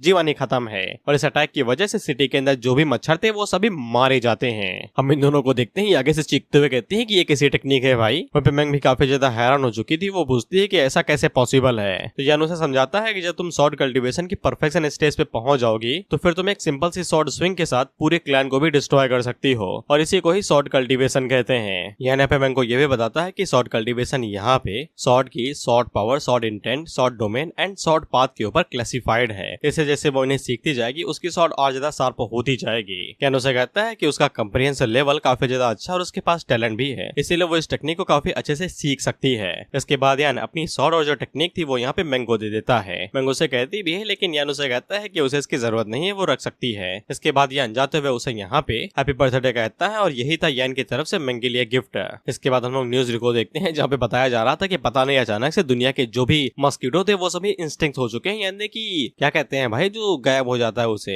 विलुप्त हो गए हैं और साइंटिस्ट को अभी तक पता नहीं चला है कि इसके पीछे की क्या वजह है। हम लोग देखते हैं कि ये लोग पार्टी करने के लिए आए थे तो ये बाहर का माल काट रहे थे, लेकिन हम लोग मेंग को देखते हैं जो कि पूरी तरीके से हिल चुकी थी। यही सोच रहे थे कि ये इस टेक्निक को कैसे सीखेगी। इसके बाद हम लोग अल्फा और उसकी पूरे क्लैन को देखते हैं और ये सभी जो आ रहा था इनके सामने वो उसको पिलते जा रहे थे। जो दिखता उसे भाई अपना वैम्पायर क्लैन में हासिल कर लेते और जो हीरो दिखता उसे दबोच देते। कुछ वैम्पायर्स आगे से कहते हैं कि ये है गॉड लेवल की हीरोस, ये तो सारा कचड़े हैं कचड़े। ये लोग आगे से हंसते हुए यही कह रहे थे कि इस तरीके से तो हम लोग कुछ ही दिनों के अंदर इस पूरी दुनिया के ऊपर कब्जा कर लेंगे। लेकिन उसी टाइम पे कोई इन लोगों से कहता है कि यार मैं तुम्हें ही ढूंढ रहा था, दी लॉर्ड ड्रेक यानी कि अल्फा। ट्रांसलेटर चेंज हो गया तो नाम चेंज कर दिए सालों ने। खैर अल्फा अपना सर उठा के ऊपर देखता है, ये कहते हुए कौन है वे। तो फिर हम लोग काले लिबास में दो लोंडो को देखते हैं जो कि आगे से कहते हैं कि तुम कुछ ज्यादा ही ब्रेव हो भाई, जो कि इस दुनिया में आने के बाद सीधा विलन का काम करने लगे। अल्फा आगे से पूछता है कि तुम हो कौन भाई, जिस पे उसका दूसरा साथी कहता है कि ये तो हमारे बारे में पता भी नहीं लगा पा रहे हैं। जिस पे ये आंख वाला बंदा आगे से कहता है कि अब समय आ चुका है तुम जैसे कमीनों को एक दूसरी दुनिया दिखाने का। इसके बाद हम लोग मेगाजॉर्ड को देखते हैं जो कि जाग उठता है। तो पिंक रेंजर उसे कहती है कि तुम्हें क्या हुआ भाई, तुम उठ क्यों गए। ये लोग भाई कॉस्ट्यूम में सोते हैं कि अपनी अबे कंफर्टेबल कैसे हो गए फिर। हम लोग मेगाजॉर्ड को देखते हैं, वो आगे से बताता है कि मुझे कुछ जाना पहचाना सा फील हो रहा है, कुछ बुरी फीलिंग आ रही है। इसके बाद हमें एक बार यान की शक्ल दिखाई जाती है कि यहाँ पे कुछ तो होने वाला है, जिसके बाद हम इन दोनों पे आ जाते हैं जो कि यान की पिछले टेक्निक के बारे में बात कर रहे थे कि यान ने यहाँ पे बस 100 टेक्निक के साथ ही पूरी मच्छर जाति को ही गायब कर दिया। लेकिन तभी इन्हें महसूस होता है कि साला ये पूरा दिन का उजाला है लेकिन कोई भी शहर के अंदर दिखाई क्यों नहीं दे रहा। लेकिन उसी टाइम पे लोगों के सामने एक रोबोट सा कुछ तो आ जाता है जो कि दिखने में डायनासोर जैसा लग रहा था। अब मैं तुम्हें एक चीज बता दूं तो ये किसी एनिमे का रेफरेंस है जो कि जापान में आता है।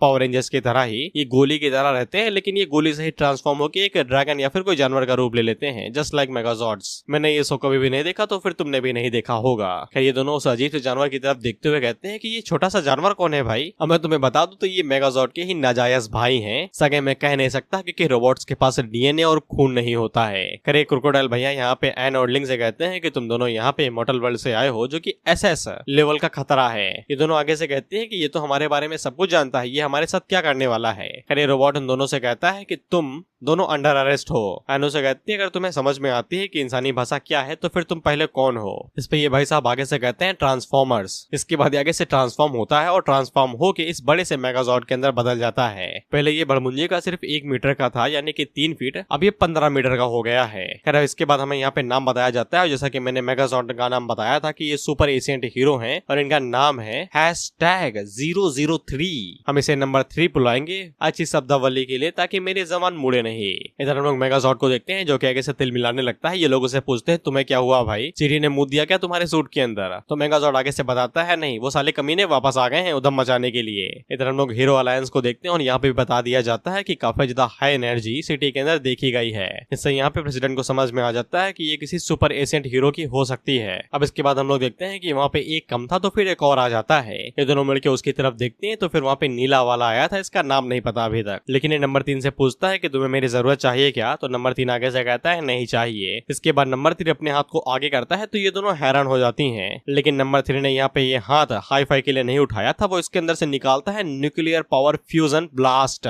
इससे वहाँ पे एक तगड़ा धमाका होता है और पूरी सिटी इसके चपेट में आ जाती है। प्रेसिडेंट आगे से कहता है ये मरवाएंगे साला, साला खर्चा मेरा यहाँ पे सिटी बनवाने में जा रहा है। फिर इस धमाके की वजह से पूरी दुनिया ही हिल चुकी थी। वहाँ पे बहुत बड़ा भूकंप आ गया था। ये वाला भूकंप यहाँ तक कि यान के ऊपर वाली दुनिया पे भी आता है जहाँ पे ये लोग टहलते घूमते हैं। ये सभी आगे से कहते हैं कि ये हो क्या रहा है। यान उन लोगों से कहता है कि इससे हमारा कोई लेना देना नहीं है, अपनी खेती जारी रखो। हमें पता चलता है कि नंबर 3 ने यहाँ पे जो न्यूक्लियर ब्लास्ट किया था ये किसी नॉर्मल न्यूक्लियर ब्लास्ट की तरह नहीं है कि धमाके होंगे सिटी डिस्ट्रॉय होगी, क्योंकि यहाँ पे कोई भी धमाका नहीं हुआ था। बस सिटी के चारों तरफ पूरी सिटी सफेद हो गई थी, बिल्कुल एक पेपर की तरह। पिंक रेंजर यहाँ पे मेगाजॉर्ड से पूछती है कि ये कैसी पावर है भाई। तो मेगाजॉर्ड हम लोगों को बताता है कि ये नंबर 3 का nuclear powered restricted field power है। इस टेक्निक के अंदर हाई डेंसिटी के अंदर न्यूक्लियर एक्सप्लोजन होता तो है, लेकिन वो यहाँ पे सिर्फ स्पेस को क्रैश करता है जिससे पूरा सरफेस एक फ्लैट पेपर की तरह हो जाता है। इसलिए हम लोग देखते हैं कि जो धमाका यहाँ पे नंबर 3 ने किया था और उसकी चपेट में जितनी भी चीजें आई थी वो सभी एक पेपर के अंदर बदल जाती हैं, जो कि नंबर 3 की एक यूनिक पावर ऑफ लॉ है। इसके बाद नंबर 3 यहाँ पे दोनों स्पेसेस को आपस में क्रैश करके डिस्ट्रॉय करने वाला था, लेकिन अगले ही पल हम लोग देखते हैं कि एन उस स्पेस को तोड़ते हुए बाहर निकल आती है, ये कहते हुए कि ये स्पेस मुझे रोक के नहीं रख सकता। इसके बाद वो नंबर 3 के मुंह के ऊपर एक लात मारती है जिससे वो दूर जाके गिरता है। और ये नीला वाला उसे कहता है कि मैंने कहा था कि सावधान रहो, ये काफी ज्यादा स्ट्रॉन्ग है।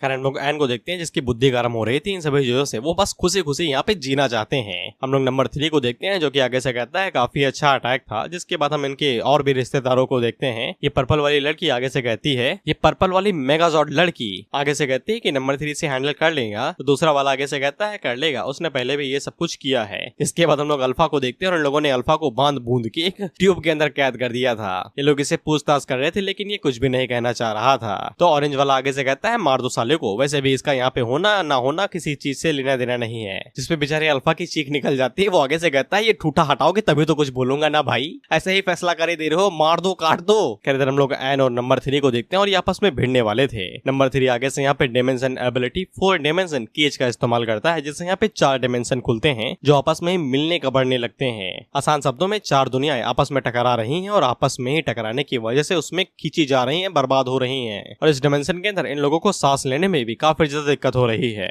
नंबर 3 इन लोगों से कहता है कैसा फील हो रहा है भाई, तुम दोनों यहाँ पे नए मॉन्स्टर किंग्स हो लेकिन तुम पहले वालों के मुकाबले में काफी ज्यादा अलग हो। लेकिन क्या फर्क पड़ता है, इस डायमेंशन फील्ड के अंदर तुम्हारे दिमाग, इंटरनल ऑर्गन सभी एक झटके के अंदर ही टुकड़ों में पीस हो जाएंगे। लेकिन तुम दोनों अभी तक यहाँ पे पूरी तरीके से सही सलामत, तो ये दिखाता है कि तुम कितने ज्यादा स्ट्रॉन्ग हो। मैं तुम्हारी पावर को यहाँ पे रिकॉग्नाइज करता हूँ। उसी टाइम पे नीला वाला इसके मुंह के ऊपर पत्थर देख के मारता है और उसके ऊपर चिल्लाते हुए कहता है गधे किससे बात कर रहा है तू इतनी देर से, अपने सामने तो देख। इसमें नंबर 3 जब उसकी तरफ देखता है तो फिर उसे पता चलता है कि उसने जो डायमेंशन के अंदर कैद किया था वो सिर्फ सैंडरडॉल्स थी, यानी कि वो दोनों नंबर 3 को चूना लगा गई। नंबर 3 आगे से चिढ़ते हुए कहता है कि उसने तो कहा था कि वो मुझसे लड़ाई करना चाहती है, उसने मुझे धोखा दिया। हम लोग एन को देखते हैं जो कि आगे से कहती है मुझे ये लग रहा है कि मैं बेवकूफ हूँ, लेकिन वो नंबर 3 मुझसे ज्यादा बड़ा बेवकूफ था। फिर इसके बाद लिंग आगे से पूछती है कि हम आगे क्या करेंगे, तो एन आगे से कहती है कि हम पहले खुद को यहाँ पे सेव करेंगे, इसके बाद बदला लेंगे, अभी के लिए हम उनका मुकाबला भी नहीं कर सकते हैं। जब स्ट्रांग होंगे तब दोबारा आएंगे पंगा लेने के लिए और तब हरा देंगे इन्हें। इसके बाद हम लोग नंबर 3 को देखते हैं जो आगे से रोते हुए कहता है कि साला मेरा प्रोग्रामिंग यहाँ पे किसी ऐसे बंदे ने की है जिसका IQ 120 था, इसीलिए उन कमीनों ने मुझे धोखा दे दिया। नीला वाला उससे कहता है मुझे ऐसा लगता है कि जिसने भी तुम्हारी प्रोग्रामिंग की है वो पक्का -120 वाला होगा। इसके बाद हम लोग देखते हैं कि ये वाली बात पूरे शहर के अंदर फैल जाती है कि सुपर एसेंट हीरो से दोबारा जिंदा हो चुके हैं और वो साथ ही में फोन में नंबर 3 का वीडियो भी दिखा रहे थे। इधर हम लोग पावर रेंजर्स को देखते हैं जो कि मेगाजॉर्ड से कहते हैं कि यार तुम्हारे भाई तो कुछ ज्यादा ही स्ट्रॉन्ग है, जिसमें मेगाजॉर्ड कहता है कि वो मेरे भाई नहीं है, लेकिन वो लोग ये कह रहे थे कि हाँ वो तुम्हारे भाई नहीं है लेकिन वो तुमसे काफी ज्यादा स्ट्रॉन्ग है। इसमें मेगाजॉर्ड आगे से कहता है कि अगर मैं चाहूँ तो फिर उन्हें एक झटके के अंदर मसल सकता हूँ। उसी टाइम पे मेगाजॉर्ड को कुछ महसूस होता है जिसके बाद वो उड़ते हुए नंबर 3 और नीले वाले के पास चला जाता है। नंबर 3 उससे कहता है भाई काफी ज्यादा टाइम हो गया है आपसे मिले हुए। मेगाजॉर्ड आगे से कहता है कौन बड़ा भाई बे, हम दोनों एक दूसरे से बिल्कुल भी क्लोज नहीं है। वे पे ये दोनों दीवार से लटक के झांक के देख रहे थे, साले गिर जाओगे, हड्डी पसली टूट जाएगी तुम्हारी। नंबर 3 मेगाजॉर्ड से कहता है कि वो काफी ज्यादा कमजोर हो गया है, 1000 गुना ज्यादा कमजोर जो वो पहले पावरफुल हुआ करता था। कहता कि वो मुश्किल से ही अब यहाँ पे लॉ की पावर का इस्तेमाल कर सकता है। नंबर 3 उसे चाहे तो वो बस एक छोटी सी उंगली से उसे हरा सकता है। मेगाजॉर्ड आगे से कहता है हरामियों क्या चाहिए तुम्हें, जल्दी से बताओ। इस पर ये लोग मेगाजॉर्ड को बताते हैं कि वो यहाँ पे काफी लंबे टाइम से है और साथ ही में कोर से इन लोगों को इन्फॉर्मेशन मिली है कि यहाँ पे SSS रैंक का एक क्रिमिनल है, इसलिए ये लोग यहाँ पे मेगाजॉर्ड से पूछना चाहते हैं कि वो कौन है और कहाँ पे रहता है। मेगाजॉर्ड कहता है कि तुम लोगों ने कोर को इसके ऊपर इन्वेस्टिगेशन करने दिया, तो नंबर 3 आगे से कहता है कि कोर यहाँ पे फ्यूचर को प्रेडिक्ट कर सकता है लेकिन उसे कोई भी यहाँ पे उसके बारे में इन्फॉर्मेशन नहीं मिली। इस पे मेगाजॉर्ड अपने मन के अंदर सोचता है कि यहाँ पे इतना ज्यादा पावरफुल कोर भी या इनके बारे में घंटा कोई इन्फॉर्मेशन नहीं गेन कर पाया। मेगाजॉर्ड जानबूझ के इन लोगों को यहाँ पे इन्फॉर्मेशन बता तो देता है लेकिन ना नुकुर वाले तरीके से, और इन्हें धमकी भी देता है कि तुम्हारे बड़ा भाई होने के नाते मैं तुमसे इतना ही कहूंगा कि उसके साथ पंगा ना लेना, नहीं एक झटके में नंगे घूमोगे। ये लोग कहते हैं कि मैं कोई फर्क नहीं पड़ता और जिसके बाद ये यहाँ से चले जाते हैं। लेकिन नंबर 3 जाते हुए मेगाजॉर्ड से कहता है कि तुम्हें कोर के पास वापस आ जाना चाहिए, जैसे तुम पावरफुल हो जाओगे, यहाँ तक कि जो पहले पावरफुल थे उससे भी ज्यादा पावरफुल। मेगाजॉर्ड आगे से कहता है कि इंसान किसी आर्टिफिशियल इंटेलिजेंस के मुकाबले में ज्यादा पावरफुल है, दफा हो जाओ यहाँ से। हम लोग पिंक रेंजर को देखते हैं जो कि इनको बातें करता हुआ देख के एक्साइटेड हो रही थी। ये आगे से कहती है कि ये कितने प्यारे हैं, अब मुझे समझ में आ रहा है कि ये एस्ट्रोमैन के ट्रैप में फंसी तो फंसी कैसे। ये लोग मेगाजॉर्ड से पूछते हैं कि ये कोर क्या चीज है। मेगाजॉर्ड लोगों को बताता है कि कोर एक कंप्यूटर की तरह है जो कि यहाँ पे टाइम और फ्यूचर को देख सकता है, टाइम को कंट्रोल भी कर सकता है, एक कंप्यूटर विद आर्टिफिशियल इंटेलिजेंस के साथ में, यानी कि एआई। मेगाजॉर्ड ने ये भी बताता है कि कोर यहाँ पे सन से एनर्जी लेता है और इन लोगों को देता है। इस पे ये लोग मेगाजॉर्ड से कहते हैं कि यार तुम तो बड़े अच्छे भाई हो, तुमने अपने दोस्तों को बता दिया कि यान के साथ पंगा ना लेना। मेगाजॉर्ड आगे से कहता है बकवास बंद करो, मैंने जानबूझ के उन्हें बताया ताकि वो जाके लड़े, अगर मैं उनसे ना बताता तो वो ढूंढ ही ना पाते और ना ही लड़ते, अब वो साले मरेंगे, मुझे मजा आएगा। इस पे ये पांचों हैरान होकर कहते हैं कि हमने पक्का किसी सही इंसान को दोस्त बनाया है ना। इसके बाद हम लोग एन के घर को देखते हैं जहाँ पे मॉन्स्टर खाना खा रहे थे, तो एन इनके ऊपर चिल्लाते हुए कहती है कि तुम सिर्फ खाते हो, अगर तुमने कल तक अपना काम खत्म नहीं किया तो फिर मैं तुम दोनों को पका के खा जाऊंगी। ये दोनों सबसे पहले अपने चावल का कटोरा बजाते हैं और उसे कहते हैं कि तुम्हें दोस्त बनाने हैं ना, हम सिखाते हैं कि तुम्हें कैसे दोस्त बनाया जाता है, ये पीस ऑफ केक है। लाल वाला आगे से कहता है कि उसके पास यहाँ पे 20 साल का वर्किंग एक्सपीरियंस है और वो दोनों यहाँ पे प्रोफेशनल हैं। दूसरा वाला चावल खाते हुए कहता है क्या हीरोज ने तुम्हें मना कर दिया? ये दोनों कहती हैं कि हाँ। तो आगे से अपना रबड़ी रोना शुरू करते हैं। ये कहते हैं हमें पता है, हमने भी ये सब कुछ झेला है, एक मास्टर होने के नाते हमें यहाँ पे कई सारी जॉब्स करनी पड़ती हैं हीरोज के लिए, यहाँ तक कि हमें दूसरे मास्टर से जॉब भी छीननी पड़ती है। वो दोनों आगे से कहती है हमें ये बताओ कि दोस्त कैसे बनाए जाते हैं, नहीं 2 घुसे मारूंगी तुम्हें। तो फिर लवलाल आगे से कहता है इजी है भाई, सिर्फ गिफ्ट देना है तुम्हें। तो दोनों आगे से कहते हैं कि तोहफा देने से काम बन जाएगा क्या? तो ये लोग कहते हैं ऑफ कोर्स, तुम्हें गिफ्ट देना है किसी ऐसे को दोनों जो उसके ज्यादा करीब हो। जैसे ही वो लोग गिफ्ट को एक्सेप्ट कर लेंगे समझो तुम्हारा काम हो गया, दोस्ती हो गई तुम्हारी। ये दोनों आगे से चीखते हुए कहते हैं कि पहले क्यों नहीं बताया? ये दोनों आगे से घबराते हुए कहते हैं पूछा था। खैर इसके बाद दोनों बहनें यहाँ से निकल जाती हैं और सीधा पहुंचती हैं इमॉर्टल एकेडमी। ये लोग जैसे ही इन दोनों को देखते हैं तो भाई सीधा गड़सा उठा लेते हैं, ये कहते हुए कि पास ना आना, टीचर की डोमेन है ये। सालू आगे से कहते हैं कि रुक जाओ भाई, ये यहाँ पे लड़ाई करने के लिए नहीं आए हैं। तो फिर हम लोग एन को देखते हैं जो कि अपने झोले के अंदर से निकालती है वेपन्स, और जब वो उन वेपन्स को धरती के ऊपर रखती है तो भूकंप आ जाता है, नीचे से धरती टूट जाती है। वह पे लिंक भी अपने पास से वेपन्स निकालती है और वो भी जब रखती है तो भी भूकंप आता है, जिससे ये सभी लोग हैरान हो जाते हैं कि ये हो क्या रहा है। इसके बाद अगला सीन सीधा यान के कमरे का होता है जहाँ पे पहले भी कई सारे स्टूडेंट लगे हुए थे और दरवाजे पे कान लगा के कुछ सुन रहे थे। इसके बाद हम इन चारों को देखते हैं और ये चारों वेपन से लदे हुए थे। हम लोग मेंग को देखते हैं और उसके पास यहाँ पे टोटल 7 चाकू हैं और 3 तीर हैं। सोलो के पास भी इसी तरीके हथियार है। ये लोग लदे हुए हैं पूरी तरीके से वेपन्स के साथ में। ये लोग चंगू मंगो से पूछते हैं कि यहाँ पे क्या कर रहे हो, तो चंगू मंगो आगे से बताते हैं कि मास्टर यान और सिस्टर लैन दोनों कमरे के अंदर गए हुए हैं और वो काफी टाइम से अंदर ही हैं। जियाओ इन लोगों से कहता है कि तुम्हें शर्म नहीं आती इस तरीके का काम करते हुए, लेकिन अगले ही पैलेंड में हम लोग देखते हैं कि जियाओ अपने पास से डॉक्टर वाला यंत्र निकाल लेता है और ये भी दरवाजे के ऊपर लगा के सुनने की कोशिश करता है। चंगू आगे से कहता है ऐसा लगता है कि मास्टर यान ने अपना मन बना लिया है। जब वो सिस्टर लैन के साथ कमरे में जा रहे तो सिस्टर लैन काफी ज्यादा शर्मा रही थी। मैं आगे से पूछती है कि मास्टर का चेहरा क्या बता रहा था। मंगू आगे से कहता है कि मैंने देखा नहीं। और तब इन लोगों को कमरे के अंदर से आवाजें आने लगती है, धीरे धीरे आराम से, ज्यादा दूर से ना करो। मैं भाई दरवाजा ही तोड़ देती है और ये सभी सीधा कमरे में जा गिरते हैं। लेकिन जब ये लोग यहाँ पे यैन और लैन की तरफ देखते हैं तो फिर इन्हें पता चलता है कि यैन सिर्फ लैन के ऊपर एक्सपेरिमेंट कर रहा था। खैर लोग यैन से पूछते हैं कि तुम क्या कर रहे हो, तो यैन इन्हें बताता है कि लैन ने वादा किया था कि वो मुझे उसके ऊपर एक्सपेरिमेंट करने देगी ताकि मैं समझ सकूं कि तुम्हारी दुनिया की पावर कैसे काम करती है। लैन आगे से पूछती है क्या पता किया मेरे 2 दांत उखाड़ लिए तुमने। यैन लोगों को बताता है कि तुम्हारी दुनिया के अंदर एक अजीब सी मैग्नेटिक फील्ड है गैलेक्सी के अंदर और तुम्हारी बॉडी उस मैग्नेटिक फील्ड के साथ कम्युनिकेट करती है जिससे उन्हें एनर्जी मिलती है और इसी तरीके से वो लोग पावर का इस्तेमाल कर पाते हैं। यानी लोगों को चलता फिरता नमूना दिखाता है, वो अपने पास से फायर की एबिलिटी निकालता है। इससे ये लोग हैरान होते हुए कहते हैं कि ये तो मेरी सुपर पावर्स है। लेकिन यान यहीं पे ही नहीं रुकता है, वो इन्हें और भी नमूने दिखाता है। वो यहाँ पे पानी निकालता है। इसमें मंगो आगे से हैरान होते हुए कहता है कि ये तो 2 अलग अलग एट्रीब्यूट्स जो कि एक दूसरे के खिलाफ काम करते हैं। यान आगे से कहता है ऐसी भी कोई चीज होती है क्या, जिसके बाद वो अपनी आंखों से लेजर बीम मारता है। जियो आगे से कूदते हुए कहता है देख के मारो यार, तुम तो कच्चा चीर दोगे मेरा।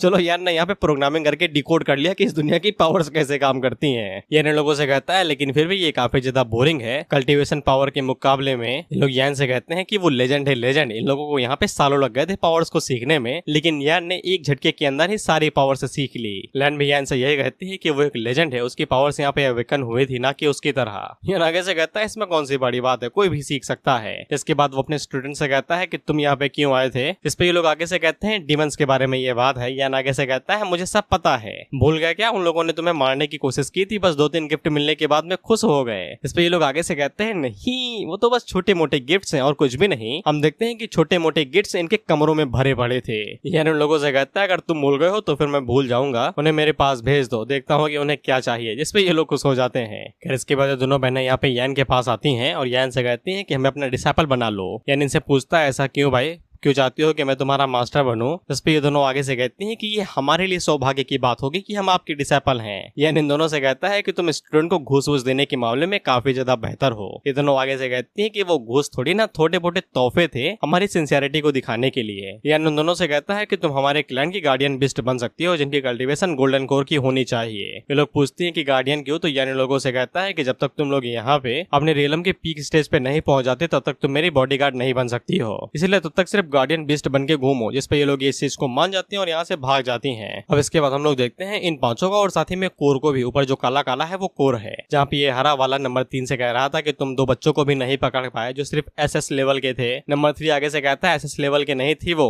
उन्होंने यहाँ पे 2 डायमेंशनल और 4 स्टेज डायमेंशनल कोर को भी आसानी के साथ डिस्ट्रॉय कर दिया। जिस पे हरा वाला आगे से कहता है अगर तुम और नीला एक साथ काम करते तो फिर ये कभी भी ना होता। साथ में ये गुलाबी वाली और ऑरेंज वाला यहाँ पे दोबारा हरे को बताते हैं कि अल्फा भाग चुका है।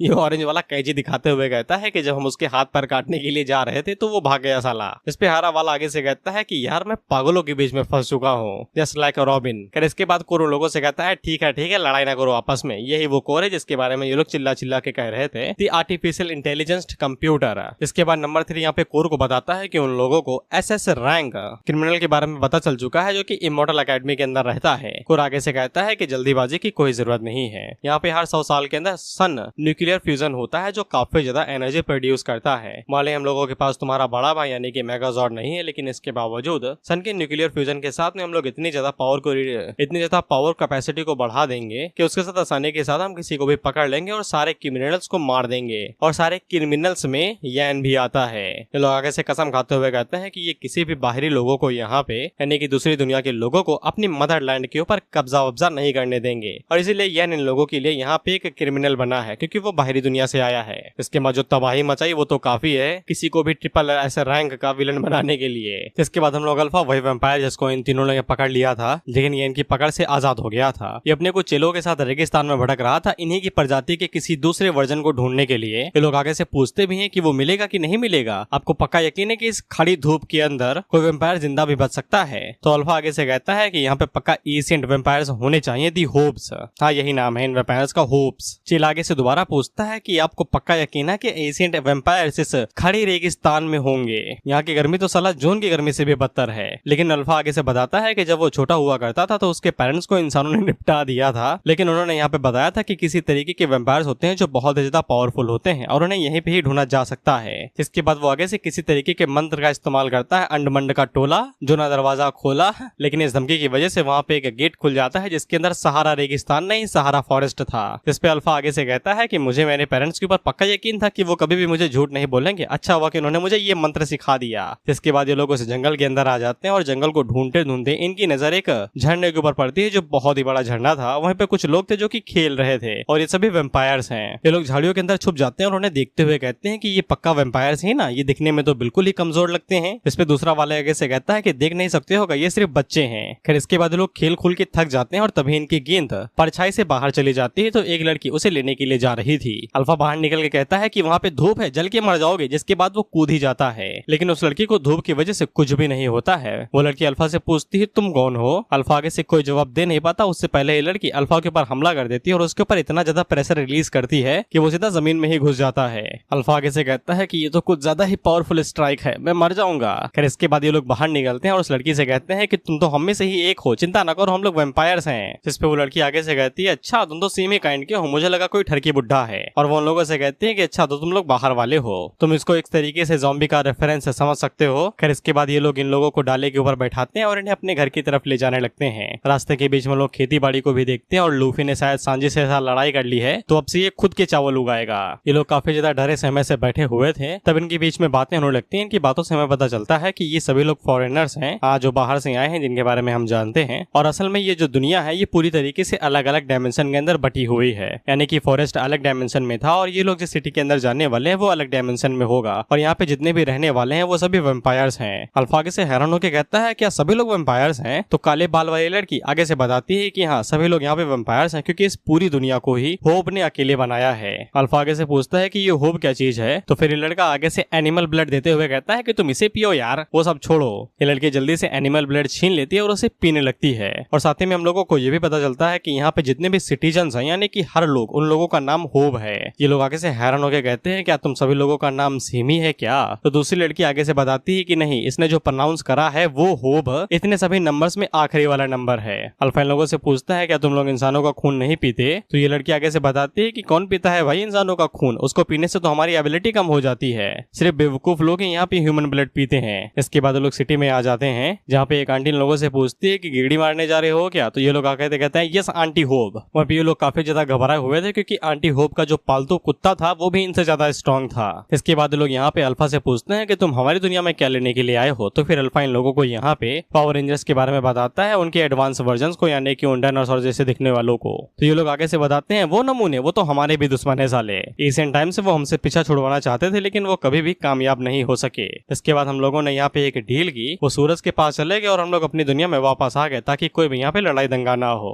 ये लोग अल्फा से पूछते हैं कि तुमने उनके साथ फाइट की? अल्फा आगे से रोते हुए बताता है करी, उन लोगों ने मुझे पकड़ लिया और सीधा मुझे बोतल के अंदर कैद करके मुझे काटने पीटने वाले थे। इस पे लड़की उससे कहती है कि तुम लकी हो जो जिंदा बच गए, उन लोगों के पास पावर ऑफ लॉ है जो कि तुम्हारे पास नहीं है, खासकर उन लोगों का बड़ा भाई नंबर 1, वो एक ऐसा बंदा है जो कि यहाँ पे 5 एल्डर होप्स को भी रोक सकता है। हमारे क्लैन में जितने भी लोग हैं वो ज्यादातर उसी बंदे से घबराते हैं, साथ में वो बंदा नहीं और उनका कोर भी काफी ज्यादा खतरनाक चीज है और वो भी बहुत ज्यादा मुसीबत खड़ी कर सकता है। अल्फा को कोर के बारे में कुछ भी नहीं पता था तो ये लड़का उसे कोर के बारे में बताता है जो कि हमें जानने की जरूरत नहीं है। फिर इसके बाद एक लड़का और आगे बढ़ता है और वो अल्फा से कहता है कि तुम जिंदा ना करो यार, हम लोगों के पास हमारे होप्स है और उनके साथ हम किसी को भी हरा सकते हैं, हम पहले से और भी ज्यादा शक्तिशाली हो गए हैं। फिर इसके बाद लोग इसी तरीके से फैमिली के बारे में भी बात करते हैं। तभी ये लड़का आगे से कहता है कि हमें सबसे पहले अपनी फैमिली में चलना चाहिए क्योंकि हमारे क्लैन के पास एक होप है जिसके पास फ्यूचर देखने की एबिलिटी है, इसलिए लोग सबसे पहले अपने फैमिली घर पे आ जाते हैं जहाँ पे इनकी मुलाकात इनके थर्ड एल्डर होप से होती है। आधा डाल लो भाई, सबका नाम ही यहाँ पे होप है। यहाँ पे इन लोगों की जो थर्ड एल्डर थी वो फीमेल थी और वो इन लोगों से कहती है कि तुम मेरे पास आए हो तो फिर तुमने मन बना ही लिया होगा कि तुम इस होप वर्ल्ड को छोड़ के जाने वाले हो। इस पे लड़की आगे से कहती है आपको तो सब कुछ पता है।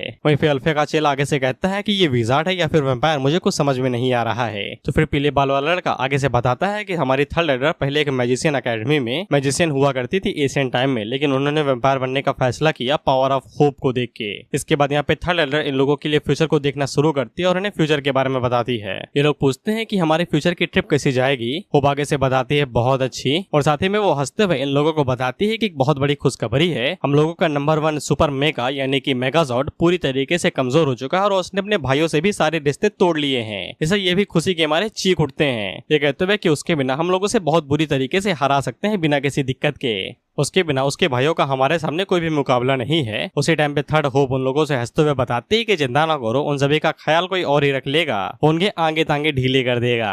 इस पर ये लोग और भी ज्यादा खुश हो जाते हैं और आगे से कहते हैं कि वो बंदा कौन है फिर। लेकिन जब थर्ड होप उसके फ्यूचर के बारे में चेक करने की कोशिश करती है तो वो हैरान होकर कहती है कि ये कौन है भाई, वो इसके फ्यूचर के बारे में काहे नहीं देख पा रही। तो फिर हमें पता चलता है कि जिस बंदे के बारे में वो फ्यूचर देखना चाहती थी वो और कोई नहीं, हमारे भाई साहब यान थे। इसके अगले ही पैनल में हम लोग देखते हैं कि थर्ड एल्डर होप की कबर बन चुकी थी और इनके लिए श्रद्धांजलि दी जा रही थी। हम इन्हें इनके कॉफिन में देखते हैं, ये बेचारे आगे से रोते हुए कहते हैं कि ऐसा कैसे हो सकता है, हमारे थर्ड एल्डर हमें ऐसे कैसे छोड़ के जा सकते हैं, आप तो एक इमोर्टल एम्परर है, आप ऐसे कैसे मर सकते हैं। ये लोग भी आगे से आंसू बहा रहे थे, इन्हें भी दुख हो रहा था। इसके बाद वहाँ पे first, fourth and second Elder आते हैं जो कि उन लोगों से पूछते हैं कि यहाँ पे क्या हुआ भाई। तो ये आगे से रोते हुए कहते हैं कि हमें भी नहीं पता है। ये बताते हैं कि कल रात जब यहाँ पे थर्ड एल्डर फ्यूचर के बारे में बता रही थी तब इन्हें एक पर्सन के फ्यूचर के बारे में पता नहीं लग रहा था। इसके बाद वो एक झटके के अंदर ही मारी गई बिना कुछ कहे ही।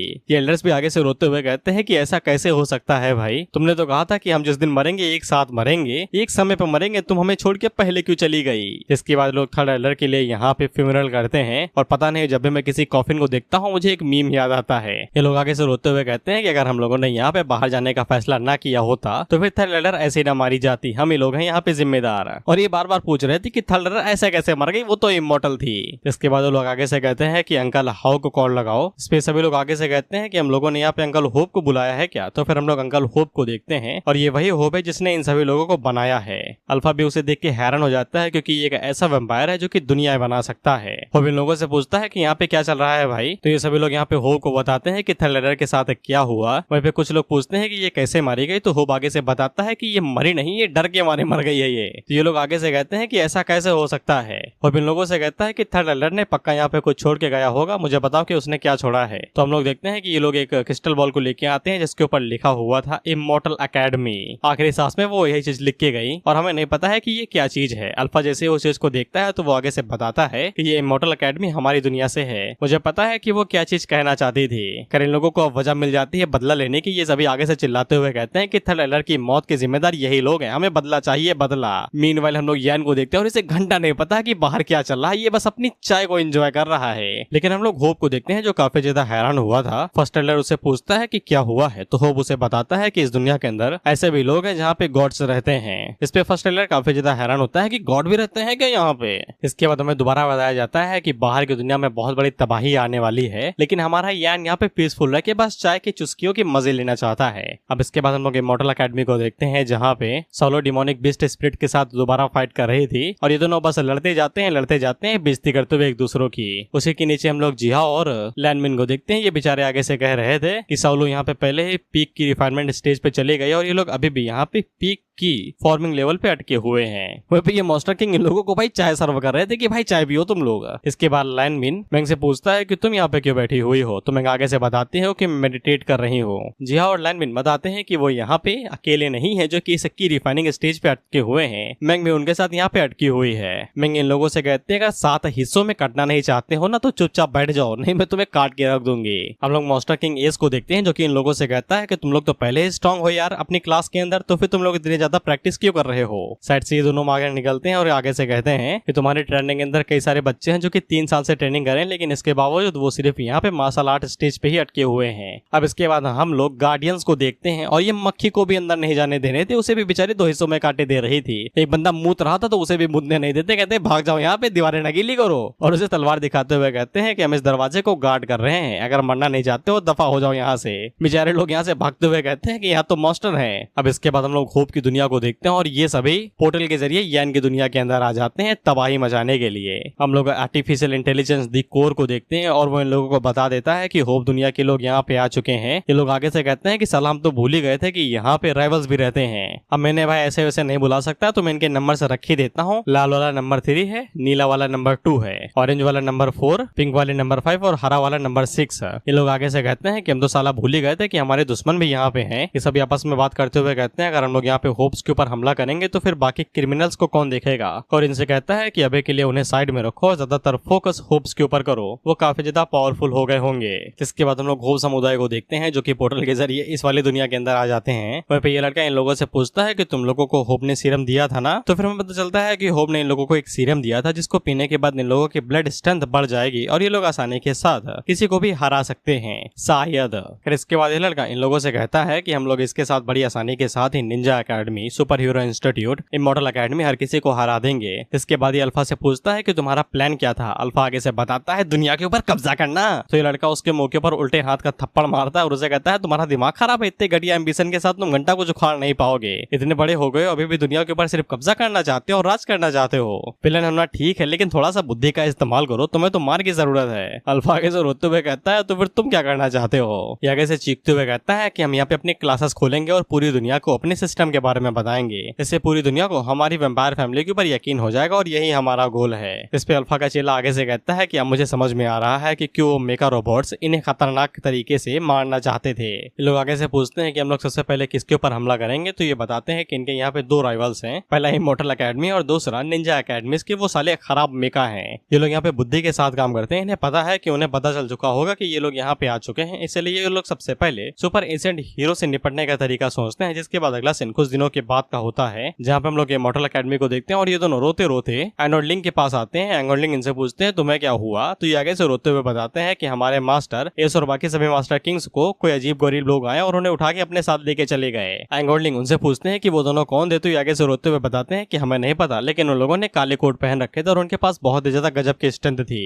एंड आगे से चिल्लाते हुए कहती है कि उनकी हिम्मत कैसे हुई हमारे छोटे भाई को किडनैप करने की, ऐसा लगता है कि वो जी के थक चुके हैं। इधर हम लोग एस को देखते हैं और ये बेचारा सब्जी लेने के लिए गया था उन लोगों ने इसे मार्केट से ही उठा लाया। लड़का अल्फा से पूछता है तुम्हें पक्का यकीन है कि ये प्लान काम करेगा? इस पे अल्फा आगे से कहता है कि पक्का करेगा यार, सुपर हीरो एजेंट को यहाँ पे मेरे साथ और उस इमॉर्टल एकेडमी की टीचर के साथ निपटना पड़ेगा क्योंकि मैंने इन दोनों मॉन्स्टर्स को पकड़ लिया है। वो लड़का दोबारा पूछता है कि तुम्हें प्लान के ऊपर यकीन है ना? अल्फा आगे से कहता है पक्का यकीन है भाई, मुझे अपनी बुद्धि के ऊपर पक्का यकीन है। हम लोग देखते हैं कि यैन तो यहाँ पे नहीं आता है लेकिन एंग और लिंग आ जाते हैं एस को बचाने के लिए। हम लोग एस को देखते हैं जो कि अपने मुंह से रुई बाहर फेंकता है और चिल्ला के इन लोगों से कहता है कि पास ना आना, ये एक ट्रैप है। हालांकि इन दोनों को कोई फर्क नहीं पड़ता था। जिसके बाद हम लोग देखते हैं कि इन चारों को जो सिरप दिया गया था ये चारों उसे खोलते हैं और पी जाते हैं। जिसके बाद ये धड़ाम से एस और लिंग के ऊपर हमला कर देते हैं। हालांकि वो सिरप का असर होने में थोड़ा सा टाइम लगता है तो जानते हो इन्हें मुंह की खाने को मिलते धड़ाम धुड़ुम धड़ाम, और ये सभी बस एक ही 2 पंचेस के अंदर नॉकआउट। ये बंदा आगे से चिल्लाते हुए कहता है सालो टाइम लगता है मेडिसिन को काम करने में, रसना जूस थोड़ी ना है कि पी के ही तुरंत आशा दिखेगा। एंड आगे से कहते हैं कि मैंने अभी किसे मारा भाई, ये तो एकदम घिनौने थे। हम लोग अल्फा को देखते हैं जिसकी सिट्टी पिट्टी गुल हो चुकी थी। वह भी आगे से चिल्लाते हुए कहता है कि तुम खड़े क्या हो, जाओ जाके हमला करो उनके ऊपर। तो फिर ये सभी कोर्ट वाले आगे बढ़ते हैं, अपने पास से बसूका, कट्टा, बारूद, गड़सा, गधा सब कुछ निकाल लेते हैं और उनके ऊपर हमला बोल देते हैं। ये दोनों को कुछ भी समझ में नहीं आता है कि यहाँ पे क्या हो रहा है, लेकिन ये दोनों मिलकर यहाँ पे इन कोर्ट वालों को बजा के रख देती हैं। ये सभी इनके अटैक्स को डॉज करते हैं और इन्हें मारते हुए आगे बढ़ती हैं। उसी टाइम पे हम लोग एक कोर्ट वाले को देखते हैं जो अपनी एक हाथ को आगे करता है तो ये सभी ऊपर से उड़ते हुए आते हैं और मिसाइल की तरह सर के बल जमीन में घुस जाते हैं। एंडोलिंग लगातार इन्हें डॉज करते हैं और इनके मुंह भाई जमीन के अंदर घुसते जा रहे थे जैसे मिसाइल गिर रही हो। ये कैसे चिल्लाते हुए कहता है कि साले ये किसी काम के नहीं, हमने इन्हें बेफालतू में पाल पोस के बड़ा किया है। इसके बाद ये चारों मिलकर अपने कदम आगे बढ़ाने वाले थे कि उससे पहले ही लिंग इस बंदे के पास आती है और इसके ऊपर लात मार के कहती है कि पहले चलना सीखो, फाइट बाद में करना।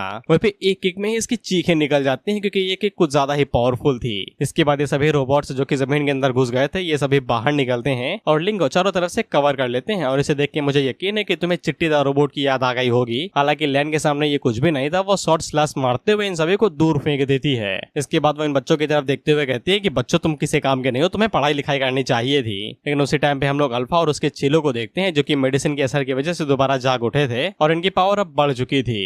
हम लोग लिंग को देखते हैं जो कि एन को साइड करती है ये कहते हुए कि इसे मैं संभालूंगी। इसके बाद वो आगे से ग्रैंड डीमन आर्ट्स का इस्तेमाल करती है। वहीं पे ये लोग खुश हो रहे थे कि इनकी पावर बढ़ गई, ये लोग एकदम फुल ऑफ एनर्जी हैं। लेकिन उसी टाइम पे लिंग इन लोगों के ऊपर एक स्लैश मारती है तो ये लोग रंग छोड़ देते हैं, इनके कच्चे तक फट जाते हैं। ये आगे से चिल्लाते हुए कहते हैं ये कैसा जोगा था भाई, पावर के साथ साथ कच्चे भी छीन ले गया। खैर लिंग का स्लैश कुछ ज्यादा ही स्ट्रॉन्ग था, इससे ये सभी लोग हैरान हो जाते हैं और आगे से चीखते हुए कहते हैं कि ये क्या हुआ, हम लोगों को इनके साथ नहीं भिड़ना चाहिए। वह लिंग भी काफी ज्यादा हैरान हो रही थी, उसने कभी सोचा भी नहीं था कि उसे इन लोगों को सीरियस लेना पड़ेगा। ये पूरी तरीके से अभी तक यहाँ पे श्योर भी नहीं है कि इन्हें लड़ना चाहिए या नहीं लड़ना चाहिए। फिर इसके बाद एन लिंग से कहती है कि इनमें से 2 को पकड़ लो और उनसे पूछते हैं कि उन्हें क्या चाहिए और वो ये सब कुछ क्यों कर रहे हैं। ये लोग जैसे ही उनको अपनी तरफ आगे बढ़ता हुआ देखते हैं तो आगे से चिल्लाते हुए होप से कहते हैं कि मदद करो भाई। तो फिर हम लोग होप को देखते हैं जो कि अपनी आंखें खोलता है। जिसके बाद वो अपने हाथ को आगे बढ़ाता है तो इन दोनों के ऊपर जबरदस्त प्रेशर पड़ता है जिससे ये जमीन के अंदर घुस जाती है। ये प्रेशर इतना ज्यादा शक्तिशाली था अभी ये सभी लोग हवा में उड़ जाते हैं। लड़का आगे से चीखते हुए कहता है कि अब कुछ ज्यादा ही कर रहे हैं, हम भी यहीं पे हैं, हम लोग भी मारे जाएंगे।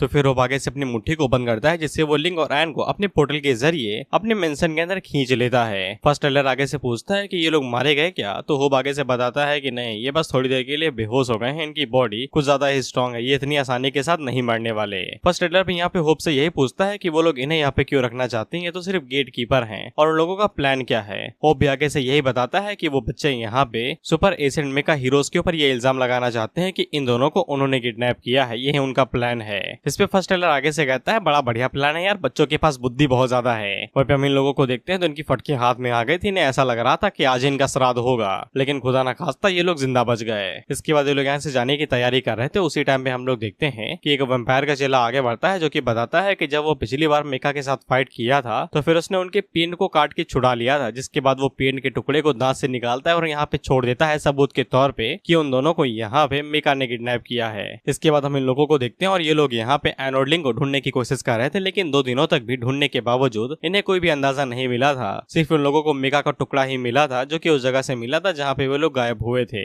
यान जैसे उस टुकड़े को देखता है तो वो काफी ज्यादा सीरियस हो जाता है। अब मैं तुम्हें एक चीज बता दूं कि यान ज्यादा सोचता नहीं है, सिर्फ वो कर देता है। भाई के पास इतनी ज्यादा पावर है, मार के भी जिंदा कर सकता है, गलती भी करती क्या फर्क पड़ता है, दोबारा जिंदा कर देगा। हम लोग देखते हैं कि यान जैसे ही सीरियस होता है तो उसका किलिंग इंटेंट रिलीज होने लगता है। ये लोग घबरा जाते हैं कि अब कौन कौन मरेगा। लेकिन आगे से घबराते हुए कहती है कि शांत हो जाओ यार, तुम्हें जैसा लग रहा है ऐसा कुछ भी नहीं हुआ होगा।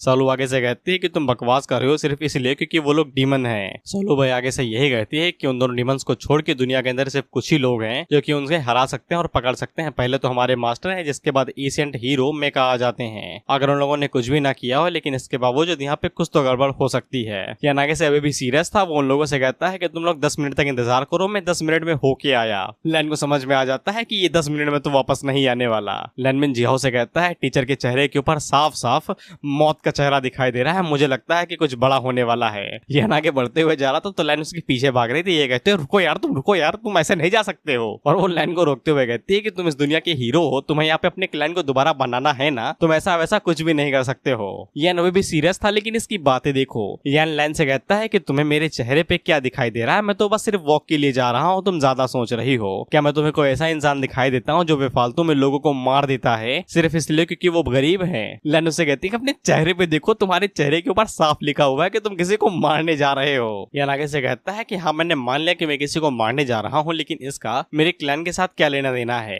लैन उसे समझाती है कि तुम्हें क्या लगता है कि एशियंट हीरोज क्या चीज हैं? वो काफी ज्यादा पॉपुलर है हमारी दुनिया के अंदर। मतलब इस दुनिया में अभी के लिए यहाँ पे कोई भी एशियंट हीरो नहीं है, लेकिन उन्होंने हमारी दुनिया को कई बार बचाया है, इसलिए वो नेचुरली काफी ज्यादा पॉपुलर हैं। वो हमेशा से सत्य की राह पे चले हैं और डीमंस को उन्होंने हमेशा खदेड़ा है, भगाया है। अगर तुम उनसे सिर्फ इसलिए फाइट करोगे क्योंकि तुम्हारे ग्रैंड डीमंस चोरी हो गए हैं, तो फिर तुम भी एक विलन की तरह बनोगे। इसलिए कम से कम तुम यहाँ पे अपनी इमॉर्टल एकेडमी की तरफ से कुछ भी नहीं कर सकते हो। मैं एक बंदे को जानती हूँ जो तुम्हारी पक्का मदद कर सकता है। इसके बाद हम सभी लोगों को देखते हैं और वो सभी लोग भी यहाँ पे इसी बारे में बात कर रहे थे कि तुमने सुना कि सुपर एशियंट हीरोज ने यहाँ पे यान के पेट्स यानी कि यान और लिंग को चुरा लिया है और अभी तक यान ने कुछ भी नहीं किया है। इस बात को कई सारे दिन हो गए हैं, इसलिए अलायंस ने यहाँ पे रेड अलर्ट कर दिया है। जो भी सुपर हीरोज हैं वो सभी घर के अंदर हैं, अगर वो किसी काम से बाहर नहीं जा रहे हैं और सब कुछ अलर्ट पे है। और इन लोगों ने जो बस्ता वस्ता टांगा ये और कुछ नहीं, शेल्टर लेने के लिए जा रहे हैं, क्योंकि इन्हें पता है कि तबाही किसी भी वक्त हो सकती है, किसी भी वक्त ये कुछ ले जा सकते हैं। इसके बाद हम लोग स्टील बीटल को देखते हैं जो कि आगे से दरवाजों के ऊपर फट्टे और कीलियां ठोकते हुए कहता है कि मैं नहीं बाहर जाने वाला और ना ही कोई अंदर आएगा, मैं यहीं पे रहूंगा, मैं नहीं बाहर जाने वाला। इसकी बेफालतू में फटी पड़ी है, इसने कुछ किया भी नहीं। अब इसके बाद हम लोग यान को देखते हैं जो कि निंजा एकेडमी पहुंचता है तो ब्लैक रेंजर को चौक ले जाती है। वो आगे से कांपते हुए कहता है कि वो यहाँ पे आया है साला,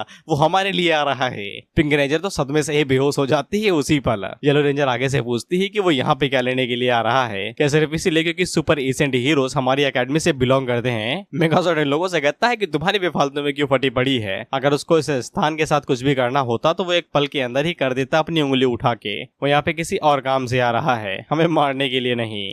और इसी के साथ ये एपिसोड यहीं पे खत्म होता है। अब मैं इस आधे अधूरे टाइम पे इसलिए खत्म कर रहा हूँ क्योंकि इसके बाद फाइट शुरू हो जाएगी और फाइट काफी लंबी चलेगी और मैं फालतू में तुम्हारा मजा खराब नहीं करना चाहता हूँ, तो हम लोग इस एपिसोड को यहीं पे खत्म करते हैं। तुम्हें लग रहा होगा कि मेरे पेपर भी इतने समय एकदम होल्ड पे पड़े हुए हैं तो वीडियो जल्दी क्यों नहीं आ रही, तो भाई इतने टाइम पे चल रही है मेरी तरफ से फुल हरामखोरी, आलस आ रहा है, वीडियो रिकॉर्ड करने में मन नहीं होता। एक तो गर्मी ने दिमाग खराब कर रखा है और ऊपर से पता नहीं क्या क्या हो रखा है, भाड़ में गया सब कुछ। हम वीडियो को यहीं पे खत्म करते हैं और नेक्स्ट वीडियो शायद जल्दी आएगी क्योंकि हरामखोरी ज्यादा देर तक टिकती नहीं है मेरे पास।